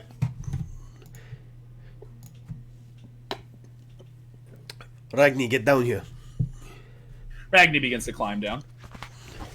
Oh, it's a fine room. And you hear when Ragni says that, his voice echoes off the walls many times. And I look at Ragni without any explanation and say, "Oh, ain't this a place for a rowdy soldier?" Hey, and Ragni looks back at you and says, "Hey, there's a place for a lass or two." And he just and I get Ralton involved as well. As you guys begin to sing, the room is filled with this harmonious song, and you can tell that singing in this room has a sort of special quality. The porcelain magnifies your voices and reverberates at a perfect pitch so that you sound much better than you normally would. It sounds like, even though you're in a small room the size of like a walk-in closet, you feel like you are in a concert hall or something. The acoustics are really good in here. And after you guys finish your rowdy drinking song, some song that is sung at the Tarras, around the drinking hall at the fortress. Yeah.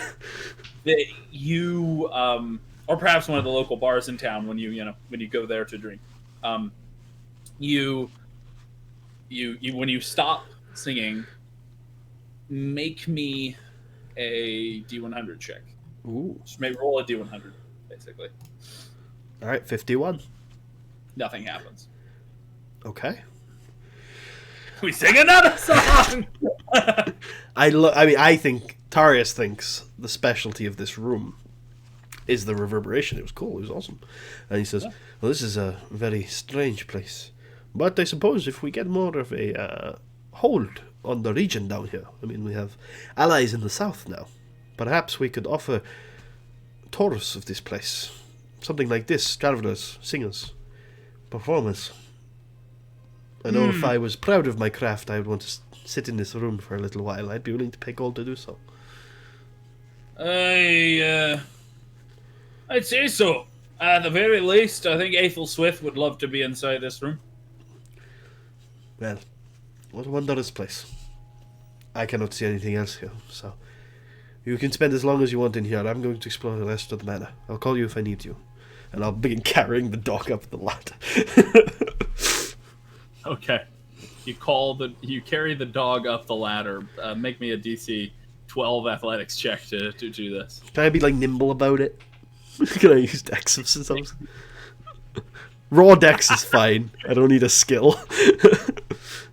No, that's fine. You made me a DC 12 acrobatics check. Hey. I wouldn't have succeeded on that if it wasn't for the acrobatics. You drop the dog. Lose all progress on tricks. Yeah, lose all progress on life. Again. all of its legs are broken. Anyway, I have a healing kit. Yay! You climb up the ladder with the dog, with Mosh, and you put Mosh on the ground. Unless you just continue to carry Mosh. No, I put Mosh on the ground. Put Mosh on the ground, and Mosh goes ruff ruff, and very very excited by the interesting trip into the earth. He's a little confused what happened. Still, he was falling, then he stopped. Now he's back up here, and he didn't really move much the entire time. But he enjoyed it. He enjoyed the wind. Do you leave Mosh here, or do you bring him with you? I leave Mosh here, but considering I can't really control his movements that well at the moment, it's kind of up to you whether he follows me. You can kind of control him. So, controlling him in the same way that I would walk a dog, you don't need to teach him a trick to do that. Yeah. You're just physically kind of directing him. But, if you want to tell him to go somewhere, that's different. So, yeah. If you want to... You might even have a leash on him. Do you have a leash on him? No, definitely not yet. Well, in that case, it's just something where you're just kind of like... Exactly, yeah. I don't specifically tell him to follow me. It's whether or not he wants. Yeah, I'll just leave him. I don't stop him if he follows me, though. Let's see if he's in the mood. Sure. He sits there and doesn't come. Give him like a proper salute, and then I'll leave. And it's you. Oh my! Oh, wait. No! Roll an animal handling to see if you can teach him how to salute. He whacks him in the head. Bruh! I walk away. I will begin traversing the northern passage. Nice. So, up on the second floor? Yeah. Okay. So these appear to be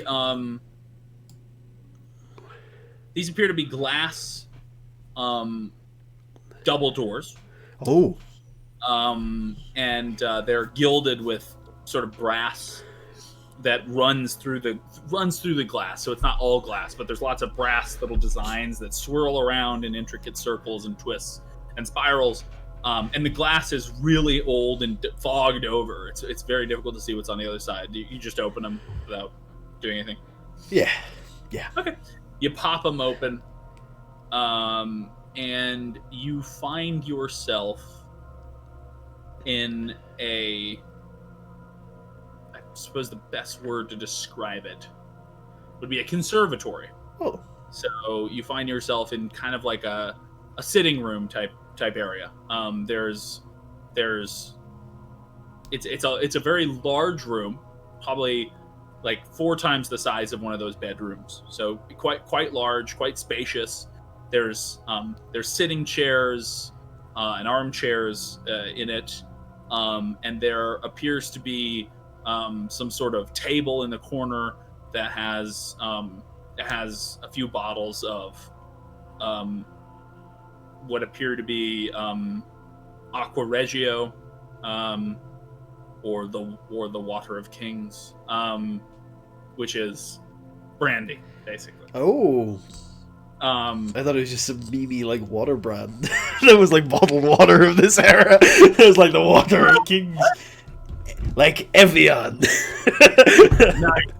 No. So basically, the earliest forms of brandy were just completely distilled, and it was clear. So they called it Aqua Regio, the Water of Kings.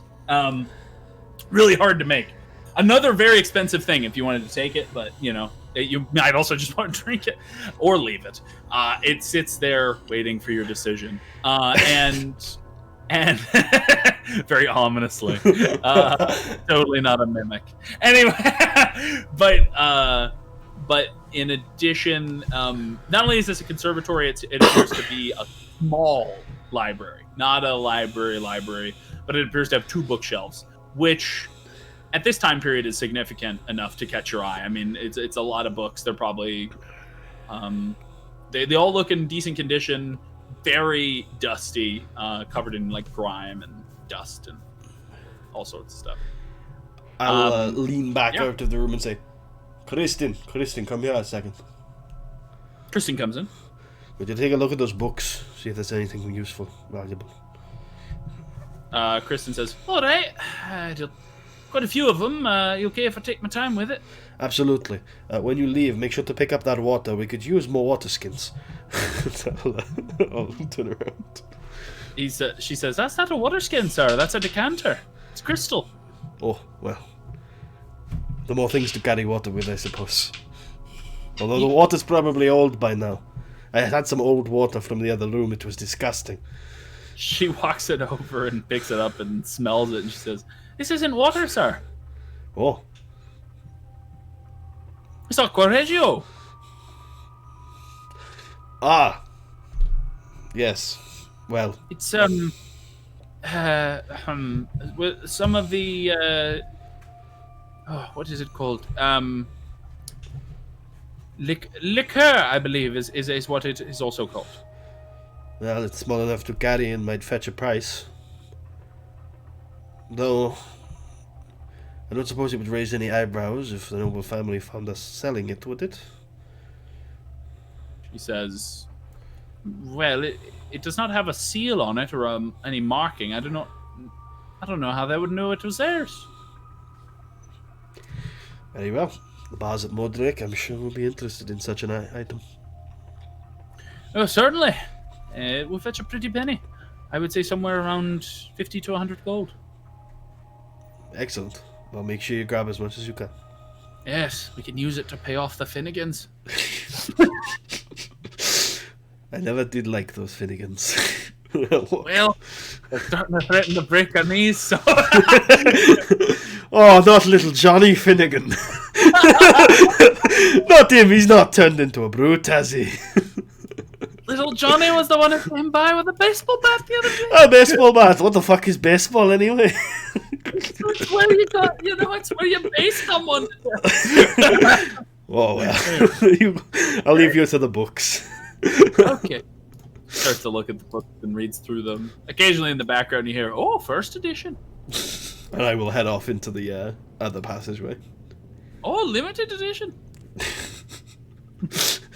Oh, third printing. And she throws it to the ground.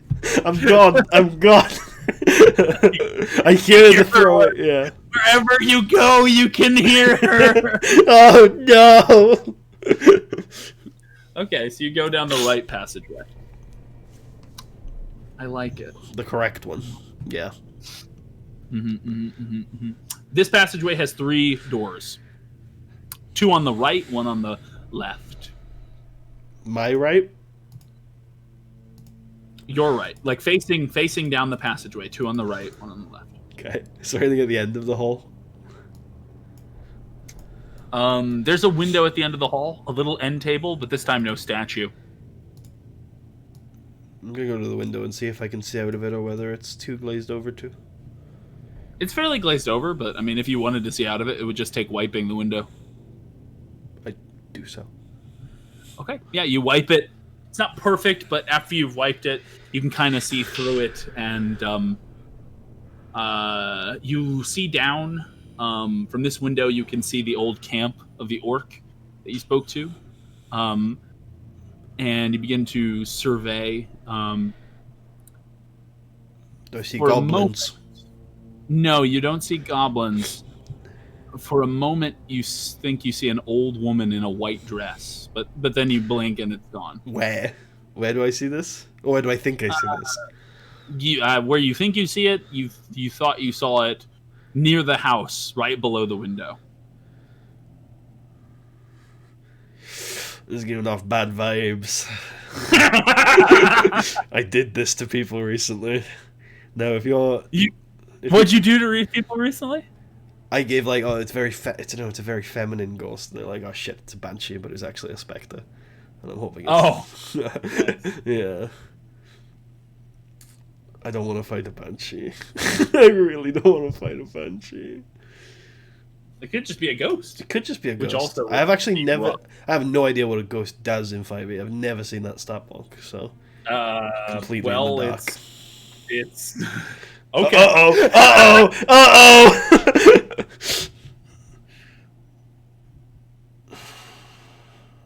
Let's look at what a banshee does. A banshee... Look at the whale. It's the only real unique thing.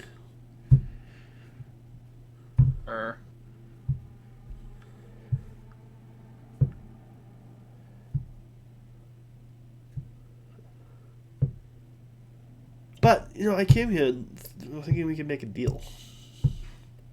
You want to make a deal? I think I do want to make a deal. But I... Yeah. You want to make a deal with what? With the ghost. Yeah. Nice. Be like, hey, tourism, bro.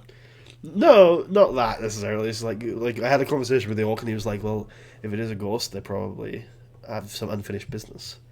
And I would offer... Oh, yeah, I'm looking at the banshee. It's definitely rough. But a ghost is comparable. Oh, my. Yeah, I want to like finish that unfinished business in return for knowledge of something valuable. Because obviously they don't have physical things anymore. But well, they have lots of physical things. You're looting it from them.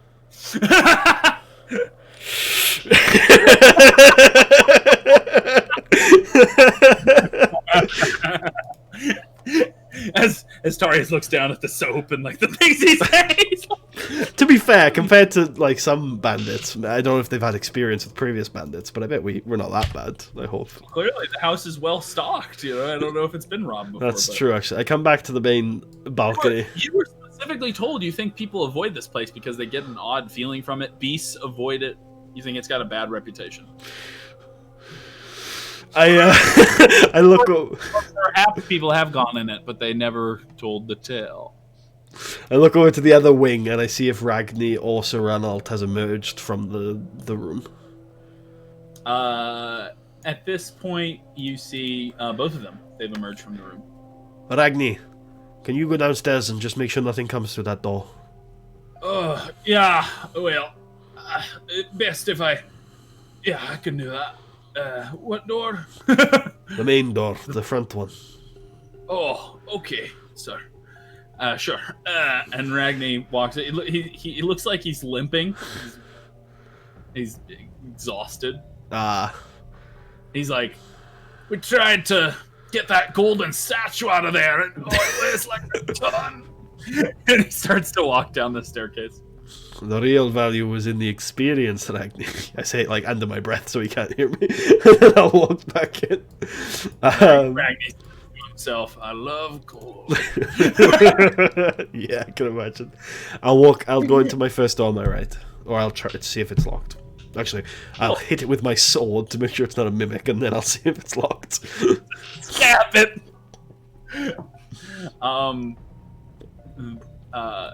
Yeah. Do you actually hit it with your sword? I feel like there'd be no reason for Tarius to. I want to, but I feel like there wouldn't be any reason. There's no way Tarius can run into a mimic. No. It's too rare. Yeah. Okay. Even though fucking Arcade's run into 3. Okay, I'm sorry. I'll test the. I think I will say this: mimics are probably pretty famous to like the magical world, to adventurers. But I think Tarius. You've portrayed Tarius as someone who very much has his head in this part of the world, so I don't think he would know about Well, that's good. Weird That thing. implies that perhaps they're not in this part of the world. So I'm going to open the door. I'm going to assess what Tarius doesn't know can't hurt him. Let's hope. He doesn't know it can't hurt him. Yeah. He doesn't know about banshees, so there can't be a banshee. Okay. You successfully open the door. It appears to be a rare sight in this time period in this place, and that is a bathroom. Oh. I take a pee. It appears to have a window that can flip open and closed, and on the other side of that window is a pulley system that leads to a well outside, so that you can bucket up water without having to leave the room. There also appears to be containers to allow for hot water to flow down through pipes, and there appears to be a very finely ornate porcelain shit can, if you will. And it is. You think it needs to be? It's definitely a chamber pot. It needs to be physically emptied by hand, which was, of course, something the servants would do if this was still in use. Okay. But yeah, this is a very nice. Tarius would know this. Most people at this time period poop outside. They wash in lakes or streams, or they might even just take a bucket and pour it on themselves. Yeah. In the street. Very rare to have an actual bathtub or an actual toilet in the house. That's pretty much, and a little wash basin for washing your hands. You see, there is a box of rose petals that have dried up near the wash basin. Yeah, nice. And is this something? Does your family have a bathroom at their farmhouse? Is it nice enough to have a bathroom?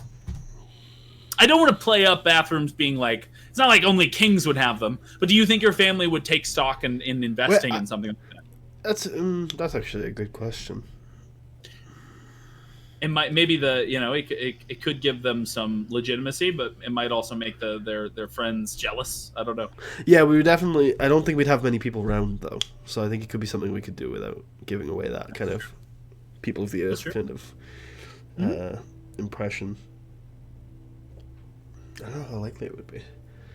I don't know how much about how the I've thought a lot about how like the Tarra's Fist branch has been doing, but the head of the household branch, I haven't thought much about like what their characters are like, and what they would have been doing with that side of the family. So I don't know. I guess we'll put it up to chance. How likely do you think it would be for let's say a middling noble house to have it? 50-50. Okay. Yes. We'll say top 50, yeah. Wow, 100. How rare. Amazing. Amazing. What are the odds? What are the odds? 1 in 100. Oh my. So you did have a porcelain. I don't know if it was porcelain. Porcelain's really expensive, but you did have a shit can and a bathroom. And that in a bathroom, and also just at noble dinners or anything like that, rose water is used to perfume the hands after releasing one's ordure. So this is so you think these rose petals were once used to make rose water, but now they've dried up so much that you think probably they're not useful anymore. Okay, but I can still wash my hands with just the water, right? Yeah, although the water is filled with dust. All right, that's cool with me. I wash my hands for 20 seconds. Good. Yeah.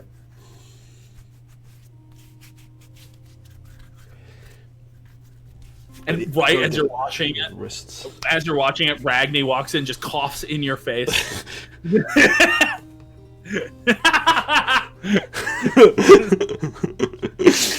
Okay. I leave and I go across to the left-hand door.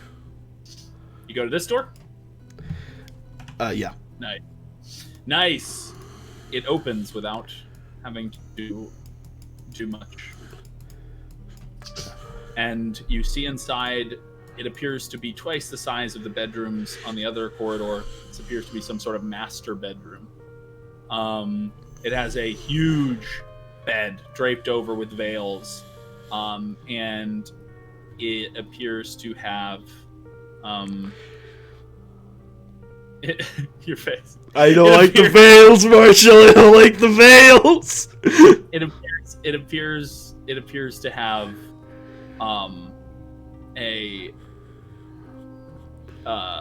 basically a well-appointed wardrobe, a writing desk, as well as sort of sitting chairs in one far corner, and storage for other important items, a linen closet, and a fine satin rug on the floor seems to be what's the word? Embroidered with the family crest. Okay. First thing I'm gonna do is I'm gonna take out one of my swords. Stab the veils. I'm gonna walk up to the veil. No. I'm gonna pull it back. Okay. Do I see anything in the bed? You open the veil. And there's nothing there. Okay. Close the veils. And I'll go to the writing desk and check. Close them so that the next person who comes in also gets screwed. I'll check the writing desk for the drawers. Mm-hmm. It has drawers and drawers. Good. I'm glad. It's wearing underwear. Oh my, I take it off. Take it off, you dirty desk. Anyway, so it has 2 drawers. I test to see if either of them are locked. Okay. The first one is unlocked. Is the second one unlocked? I need to ask this very explicitly because last time... Yes. They're both unlocked. They're both unlocked. Wow, okay, I'll open them simultaneously. Well... Yeah, you open them both simultaneously, just with excitement, and you realize you're opening the jaws of a mimic. No! It was unlocked. But you open them both simultaneously.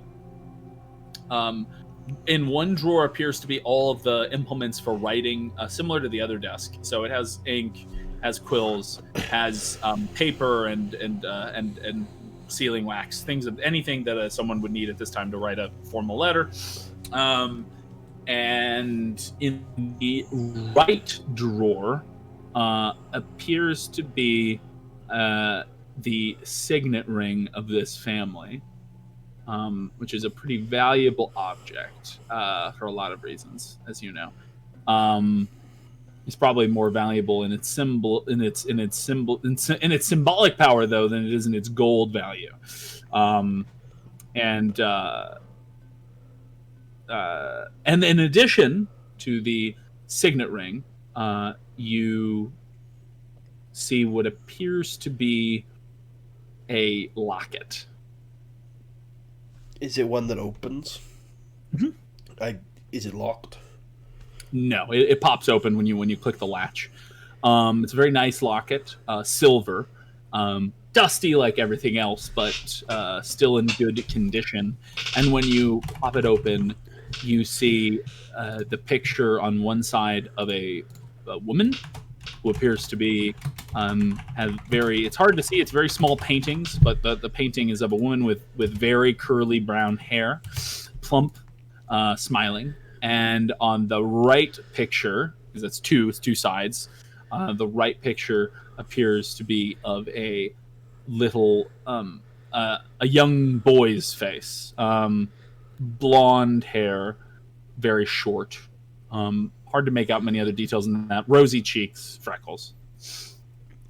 Okay. I'll pocket both, assuming they have inconsequential weight. Unless you want to add. Yes. Yeah. Okay. Inconsequential. Alright, I'll pocket both, and then I'll move over to the right-hand side of the corridor. I pocket it. Okay, cool. You pocket it. When you step into the corridor, you feel a wind blow at your back. I turn Sort of around a with my. draft. I draw my swords. I turn around. When you turn around, you see nothing. Is that you? You hear nothing. I'm looking. Alright, fine. I go to the right side of the corridor. You turn back to the door. It's creaked open. The one on the right side's creaked open? It wasn't before.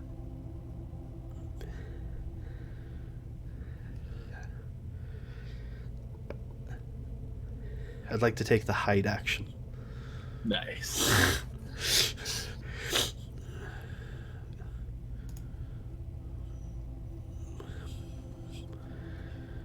Not great, but it's decent. Okay. You duck down, cat-like, and begin to move along the side of the corridor towards the door, presumably? Yeah, I'd like to, without touching the door, I'd like to see how much of the inside I can see. Cool. It's very dark in the next room. The curtains seem to be drawn, so the only light reaching it is the little bit of coming from the hallway, which is itself quite dim. And inside of this room does appear to be some sort of... So it's hard to make out what most of what's inside the room. But you do see some sort of shining metal coming from it. Not like necessarily gold. Like maybe steel you see inside the room. I creep up to the door. And I knock.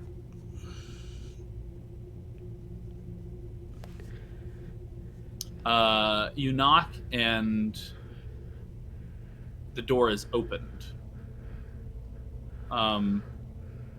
See a man wearing all black robes, who appears to have essentially a plague doctor's mask strapped to his side. You can see his face. He says, "Oh, hello. Have you come to assist me with the surgery?" "Don't stand there like a lump. Come. And he begins to usher you inside. As soon as Put the swords do you away. step inside, or do you make a decision? Do you step inside or not? Or do you run? Or do you attack? What do you do? Well, the first thing I do is I put my swords away. Okay, you put your swords away. I'm really taken aback. In character and out, I guess.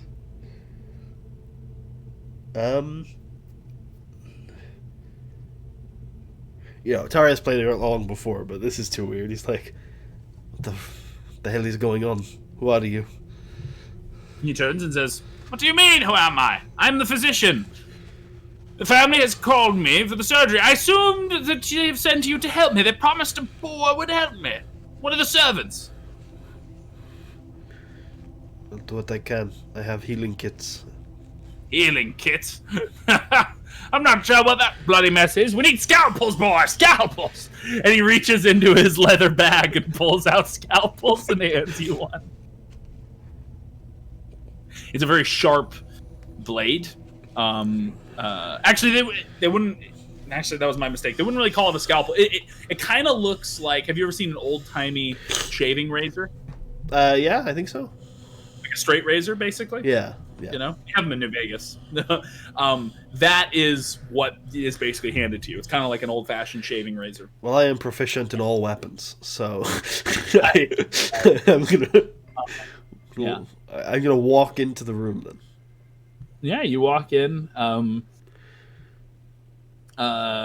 You as soon as you step into the room, I'm gonna walk into the room and I'm gonna put my hand on his shoulder. Yeah, you put your hand on his shoulder. He turns and says, "What? Your hand is on his shoulder. It does not go through his shoulder. I take it off and I say, nothing. Strange servants in his household, he says. And as soon as you step into the room, it's no longer pitch black. It's now well lit, candles in every corner, hanging from the walls. And there appears to be the metal you think you saw is some sort of table with metal legs and a leather top. It appears to be something that someone could lay on. Kind of like massage table, but not for massaging. No. And he begins to, you can tell he has a bowl, and he begins to take out a bottle of, basically a canteen of water, and he washes his instruments in the bowl.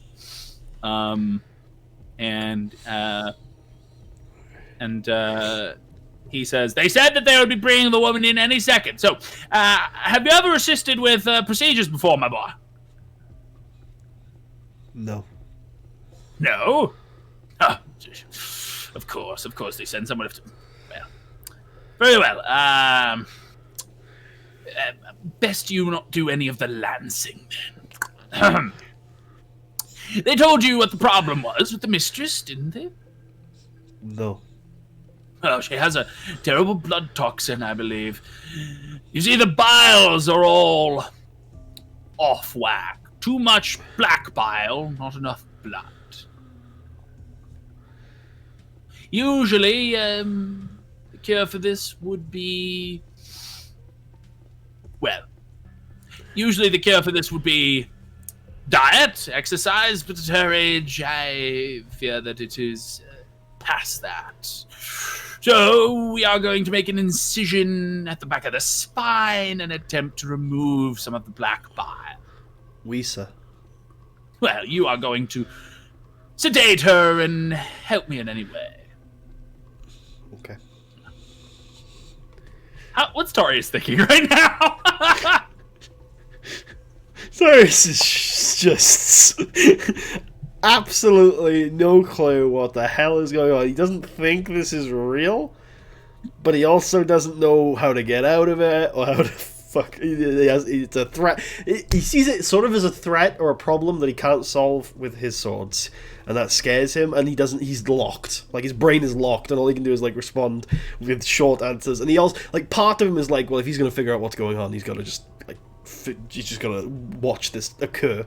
But he is in kind of a state of shock where Does Tarius know anything about medicine or medical, the current day's medical science?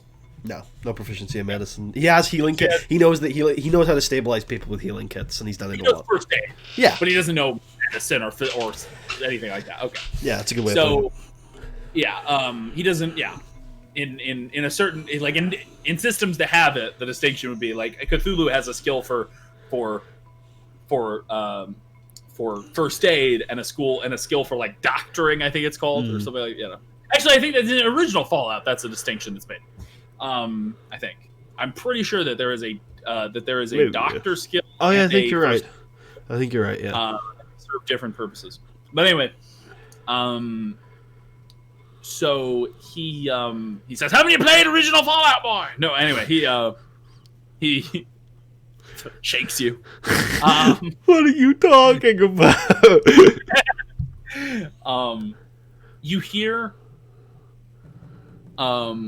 You hear footsteps in the corridor, and he says, that should be them. Excellent.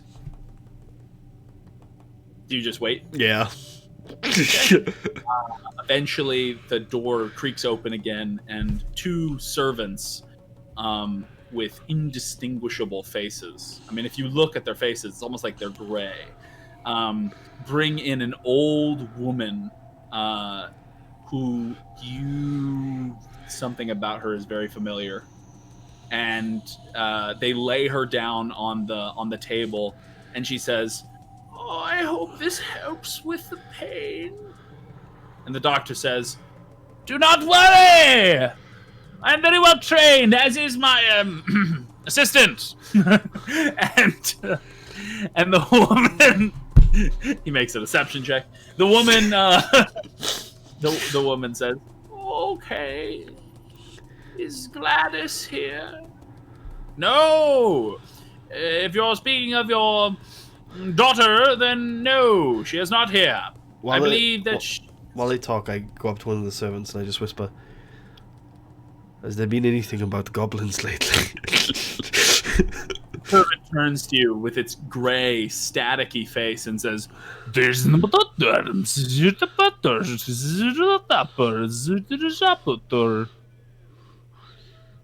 sounds like the servant is speaking backwards.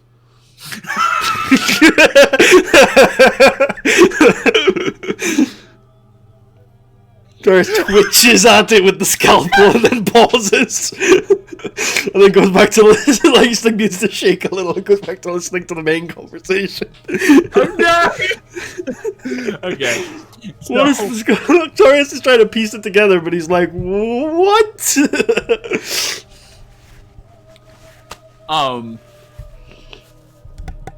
So the man takes out a scalpel, and lays the woman down on her back, and says, he begins to mix up. Actually, before he takes out a scalpel, he begins to mix something in a mortar and pestle, pours it in a little vial, and hands it to you, and says, "Give it to the woman." I walk over to the woman, and I'll give it to her, and then I'll say, "Have we met before?" She looks at you and says, "Oh, no, are you one of the servants? I was told Marcus sent one of the servants to help." Why am I here? What?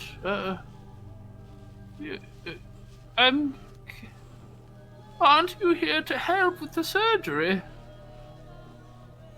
I give her the thing. Then I go back to the surgeon. And then she says drinks it. She falls asleep. I go back to the surgeon. Okay. The two servants leave at this point. Oh no. I don't know why, but that makes me feel uncomfortable. I go to leave with them. Their disturbing nature calmed you. You know, it's like I go to leave with them, and I look back at the surgeon to see if he like. The surgeon notices you and says, "What are you doing, boy? They told me you were helping me. Are you not?" I thought my part was done. I gave the thing, and now the servants, we all leave. If there are any complications, quick, grab some bandages. Okay, grab some bandages. I mean, you could leave. He's not physically stopping you. Indeed, yeah. But I will grab some bandages. Yeah. He's verbally condemning you. He grabs now his razor, and begins to with a wet rag sort of wipe the area down that he's about to operate on. He's already sort of removed the shirt, the corset or whatever, winched in the back, and he begins to you can see he's lining up like this, like you would if you were about to draw something. And he says, "You are about to see the most advanced medical science that is available to us, boy." And he begins to bring down the razor into the back of the woman. And you can see it cuts in, and blood begins to flow quickly after as he tears down the back, opening an incision that's about a half a foot in width. And he says, "Begin to dab the blood! Begin to dab the blood!" I do so. Okay. And he begins to pry open the skin folds. And you can see the woman's spine. And he takes what appears to be some sort of suction cup, and he angles it past the spine, and you just see him go, and he pulls it out, and you hear this kind of suctioning, and he presses it out into a little bowl he has at his table, and and black liquid oozes out of it into the bowl. And then he goes back in, and black liquid oozes out of the bowl.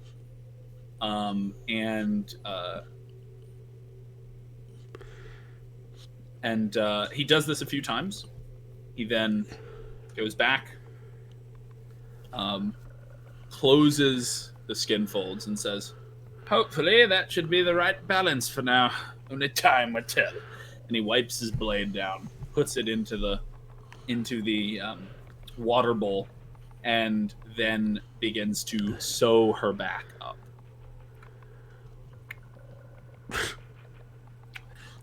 And it's very takes a while to sew.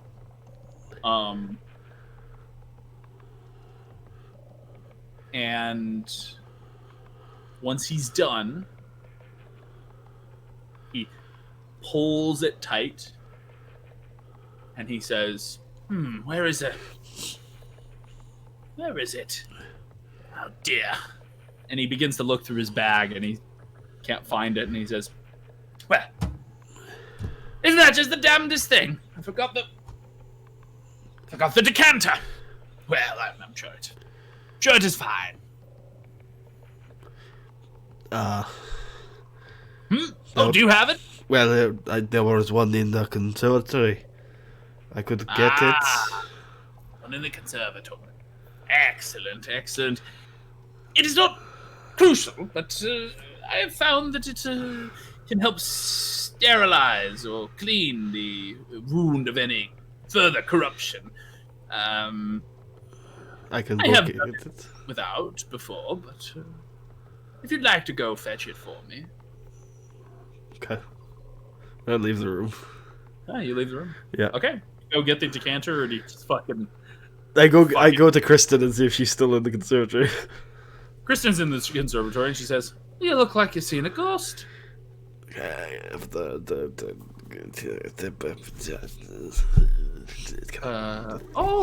yes.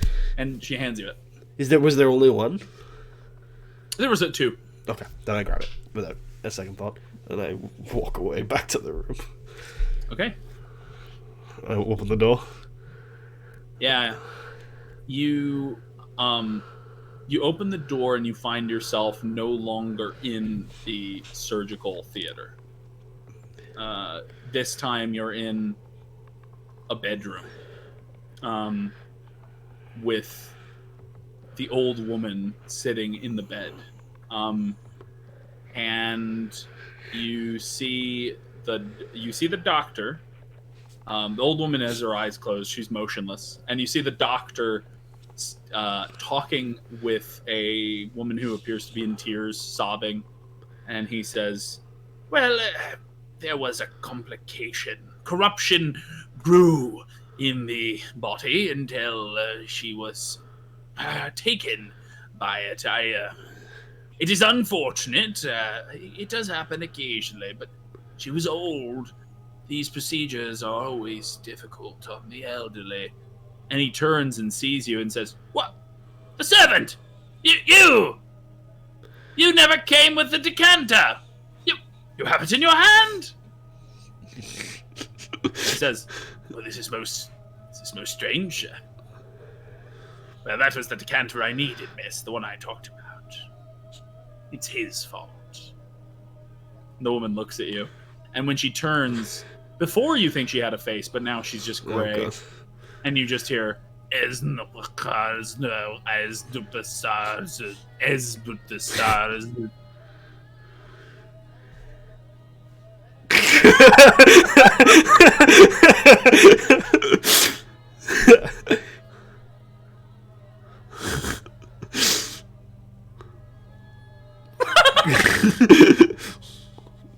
Why can I see and hear you? I point at the surgeon. The surgeon, packing up his things, says, what was that? Why can you see me? What link do you have to all of this? I'm not sure I know what you mean. The surgeon looks nervous and begins to sweat. He quickly packs up his items and says, "As I said, miss, perfectly normal. Nothing could be done." Can I roll an insight check on that? Sure.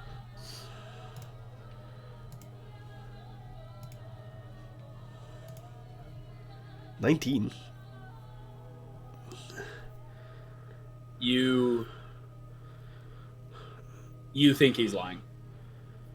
You think something could have been done. Or you think it wasn't perfectly normal. One of the two. I put the decanter away. Mhm. And I look to the woman. What does the surgeon do? You put the decanter away and just look at the woman? Yeah, I just turned to look at the woman. It's only like a brief moment. And the surgeon says, "Anyway, make sure to tell your husband that I will speak to him again soon. It's been too long." And you can see he has a crooked smile when he says that, and he takes his bag and he begins to walk out of the room. When he walks past me and turns his back to me, I pull out one of the swords and I stick it into his back.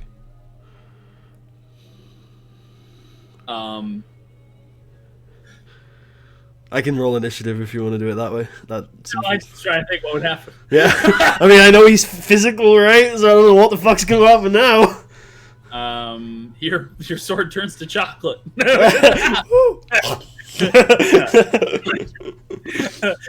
Your companions find you chewing on your sword. They're like, he's truly insane. And as I stab in, I also put the other hand on his shoulder. Yeah. So you But grab also him by to call back to the first moment where I grabbed him by the shoulder. Yeah. I'm gonna say you stab him through the back. And as you pull the sword out, his back opens up in the exact same way that the woman's did, and black juice begins to pour out. And as the man begins to spiral backwards from the pain, when he falls on his back on the ground, you see that his face is now blurred, and he looks at you and says, "Is no Razda? Is a Razda?" I turn to the woman. Oh, go ahead. The woman who has a face now says, "Which, the young woman? Or the one in the bed?" The young woman. The woman in bed has always had a face. Yeah, I thought so. But the young woman says, the young woman who now has a face, and you recognize her to look exactly like the woman from the locket you found. Okay. She has very curly hair, just like that woman. And she says, "I can understand why you did that."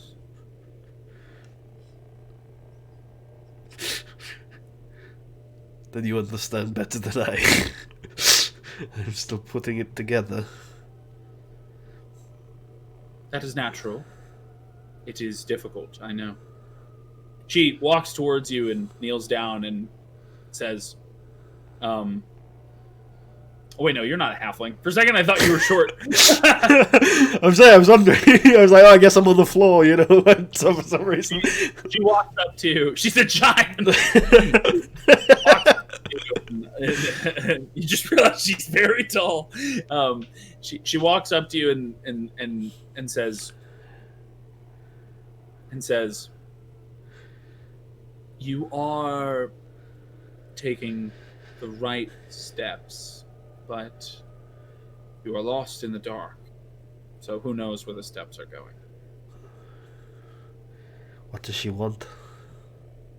I point at the woman in the bed. Vengeance, is it satisfying? What else is there? What else can...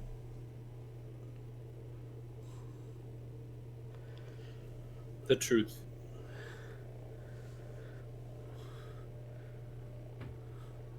And who knows that? He was one. Is She points is at he the actually audio. dead, or is any of this happening? I don't know. Does he still live out there in the real world, where none of this fantasy land with the people and the crazy people? She shakes her head and says, "I do not know where he is. What is his name? Modius, I believe. A doctor from the nearby village. He travels around. The village of Fifedale. Yes.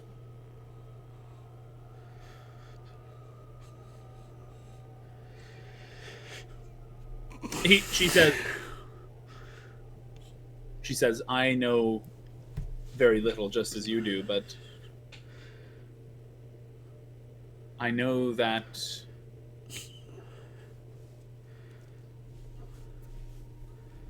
there are too many lies hiding what happened here.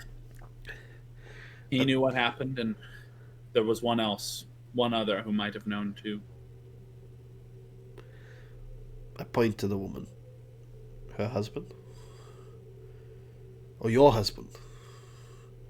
She says, perhaps. If you can find my husband, he might know more. And what is his name? Frederick.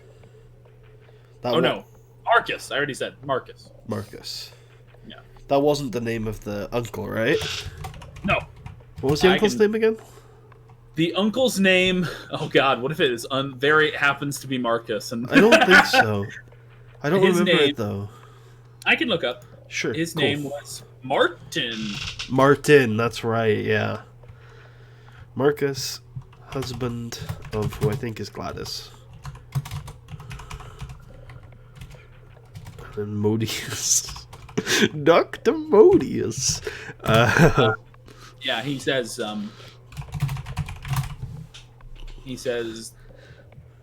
or she says, before she says anything else, in that brief pause, I do fit in. What of the goblins? Goblins. They will not attack for some time, but when they do, it will be the point that both united and destroyed my family. All in one stroke. It brought us together and then pushed us away. If it sounds paradoxical, then you did not know my family.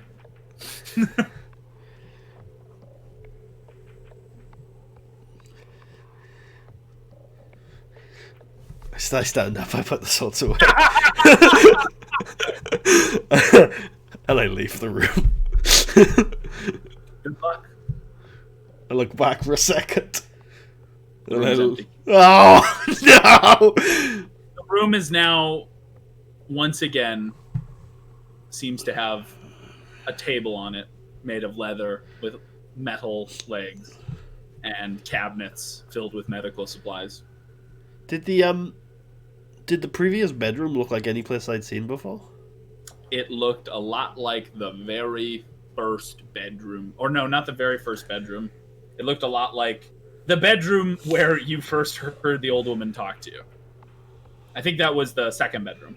Yeah, this one right here. Yeah. I think, if I remember correctly. Yeah, it was the one on the right. It was the first one on the right, if that's the one you picked. Yeah. So with the horn. Yeah, that is the bedroom that's the bedroom. That's the room, yeah. Okay. Mm-hmm. Alright.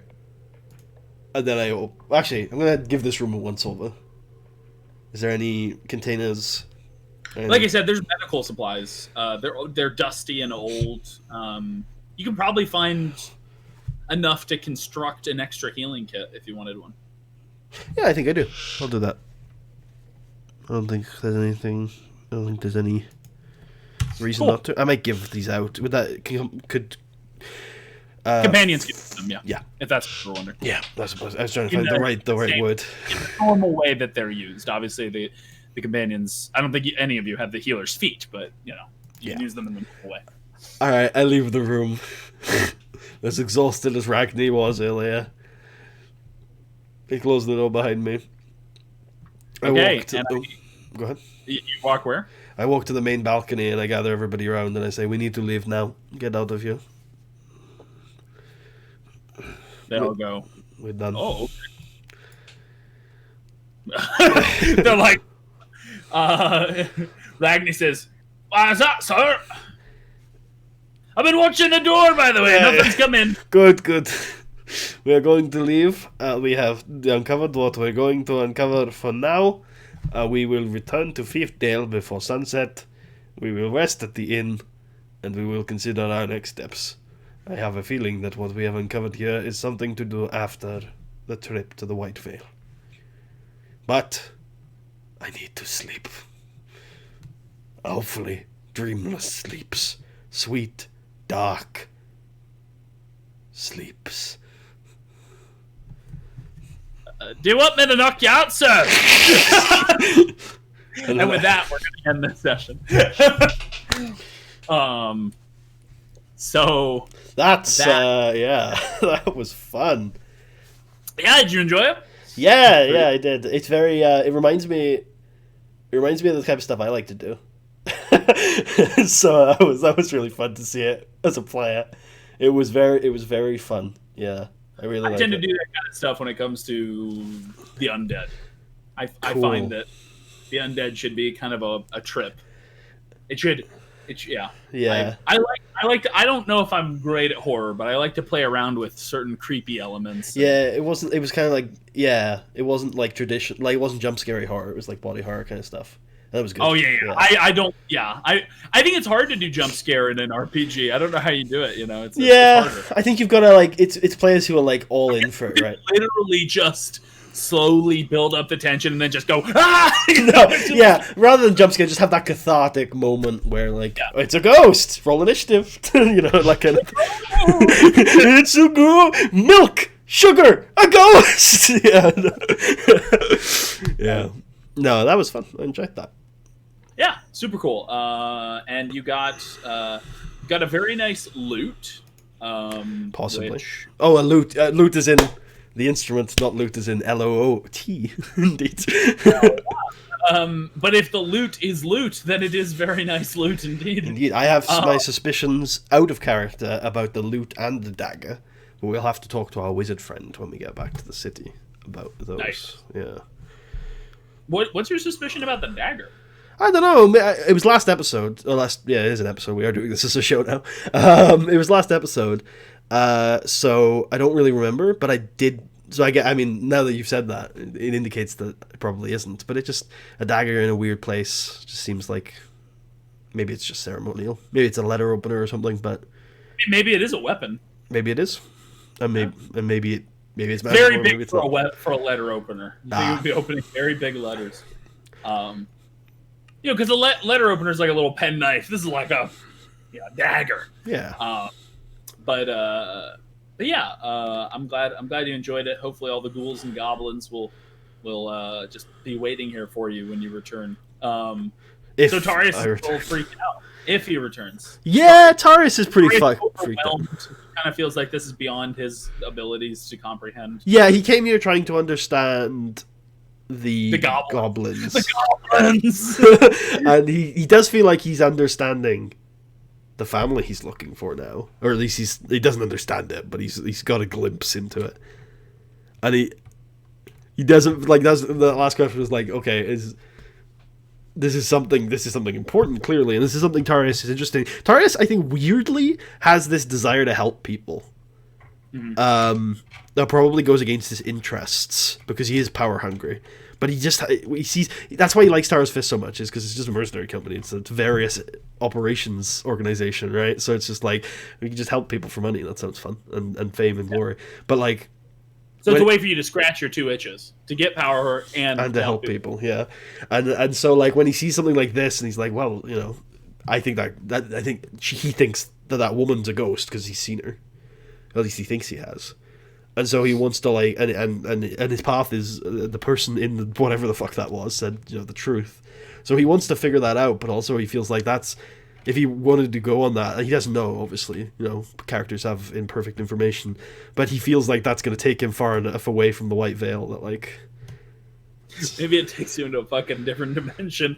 I was definitely like interested to see what you were thinking when you opened up the hatch. Like, what kind of ghoulish shit was going to be down that ladder? Oh, the ladder, yeah. Being a very nice little room. Yeah. Which I assumed it probably would be, because playing with expectations is fun. But if there was any place for the incorporeal to be, I was expecting it to be down a hatch. So I wanted to make sure I didn't go down there on my own and just get ruined. Annihilated. Yeah. Yeah, I believe Tarius has now survived some pretty beefy encounters, so, he's 2 attacks on him today. One of the things with Tarius that I think is always going to be a little rough for us, as, like, people who are playing a game, is that, like, it doesn't feel like Tarius has had that much strife, because he hasn't taken any damage. But those 3 attacks, they could have been, like, put him in a situation where he dies. Because he could go down, and then he could fail his saving throws. So, like, that's 3 chances for him to get pretty fucked up. When Tarius does take damage, it will be, like, apocalyptic. I mean, even a little bit of damage will feel, like, so bad. Yeah, we will feel that. Also, I wanted to ask you this. I guess it's important since we're to ask it early. If I roll hit die, do I have a minimum of 1 point recovered? Or also, can I lose hit point if I roll hit die on a short rest? Minimum of 1. Minimum of 1. It's weird to say you lose hit points, and I don't like the idea of getting 0 either. I would say minimum of 1. Cool. Hey, that might be a rule. It probably is, yeah, but I don't know off the top of my head. Cool. I think without that being a rule, the game is like a little bit broken in that way. Well, so few people use hit dice outside of gritty realism anyway, but I do like to know. Out of gritty realism? Yeah, so it's a variant rule that I use where a long rest is 5 days and a short rest is that's 7 what days. you're talking about. Yeah. Okay, yeah. I mean, I think hit dice are useful. I do like when like, so a lot of times I'll design magic items to use hit dice because I think that's a fun way to make use of them. That does so like fun. I designed a magic bow that you could shoot at your allies and roll one of your hit die and it would heal them for that much. But I forget what the entire mechanics of it were, but that was basically the gimmick. It was like you shot your own ally in the fucking body with an arrow. There's a character in the Tales game like that, archer healer that does like healing arrows and stuff. It's pretty cool. It'd be interesting if like you both roll damage for the arrow and the healing, so there's a chance that you like don't heal them and you just hurt them. Yikes! You roll separately? Yikes on that one, Chief. That's a big yikes from me. This is a 5e item we're talking about, right? Not a 2e item. Oh yes, you heal him and then you kill him. Well, I warn you that the dungeon we're going into, I think, was designed for the first edition. I forget which edition it was. First, second, or third one. Well, that makes me confident. I feel like anything designed for first and second, unless it has a bunch of save or die in it, is going to be made easier by 5e. The very last dungeon in the collection of the Yawning Portal, Tomb of Horror, Tomb of Horrors, was I think the first dungeon module ever released in OD&D back in like 1970 something. So it's like super fucking old. I have a friend who's running that right now and talking about like also they said they were throwing like a demi-lich at the party from it, and it was like I looked it up. I didn't look it up afterwards. I was like, that seems a bit weird. I was like, what level are you? And they were like level 5 or something. And I didn't level 5 in Tomb of Horrors, right? So I didn't know this. You're supposed to be way higher level than that. Well, I didn't know this at the time, so I didn't question it much, but it seemed a bit off to me. But I was looking at modules today, because I've made up a module in my head. I swear there was a 4th edition adventure called War for the Silver Marches, but apparently it just doesn't exist, so I can't find it anywhere. But I was looking at all the modules, and I saw Torm Powers on there, and it was like 11th level to 20th.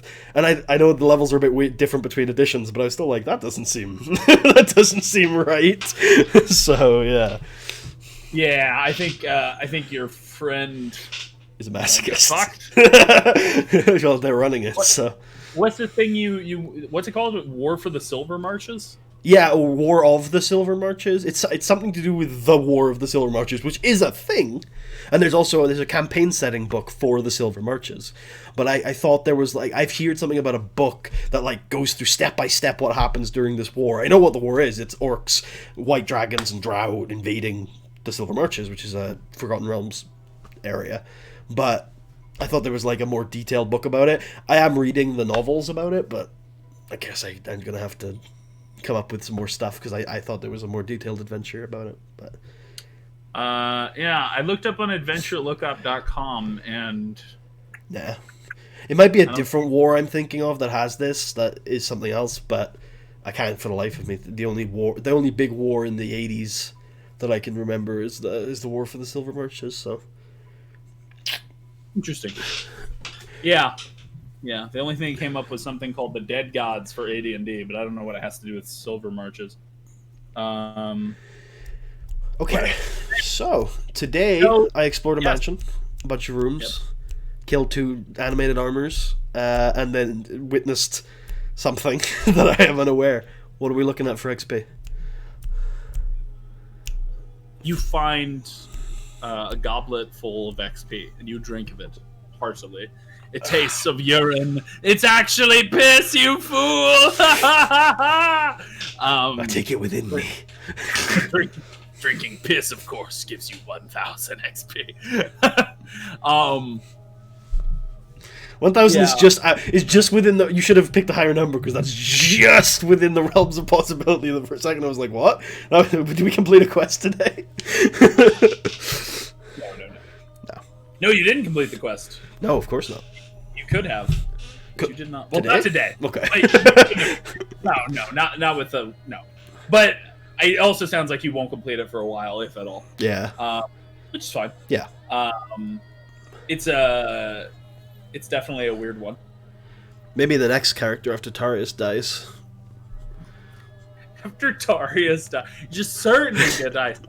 Such a sad. Marshall, this is a 5e character with 1 constitution. Surely he can't keep getting away with this. He can't. Oh, he's an archer, right? No, he's a dual wielder. It'll be fine.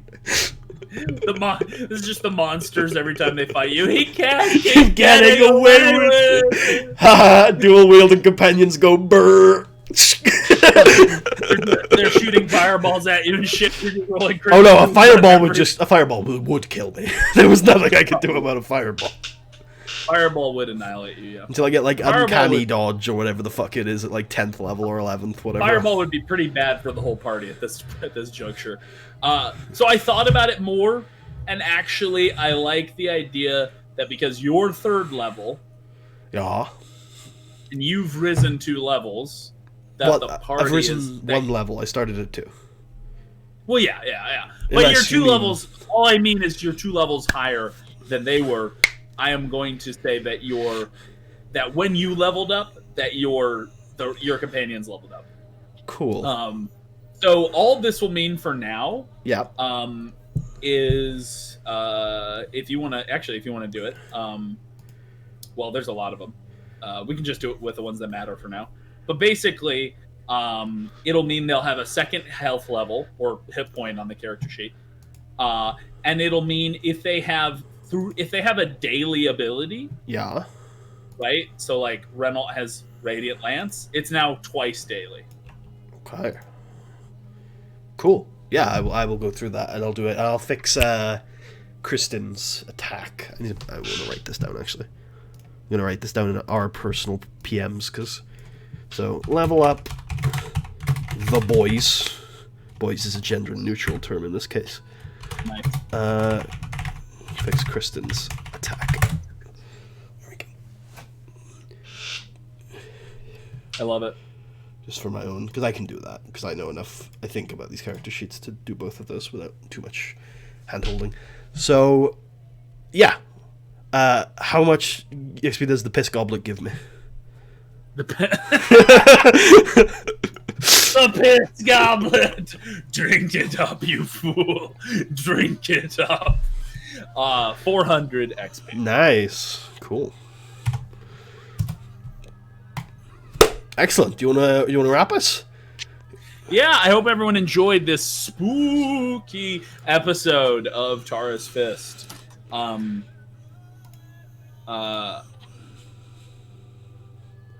I hope you, I hope you all enjoyed it. I was just in my head thinking of what I want the title to be. Join us next time. The title of today's episode is, what is it? Episode 4 or 5? 5. 5. So today is episode 5. The truth lies within.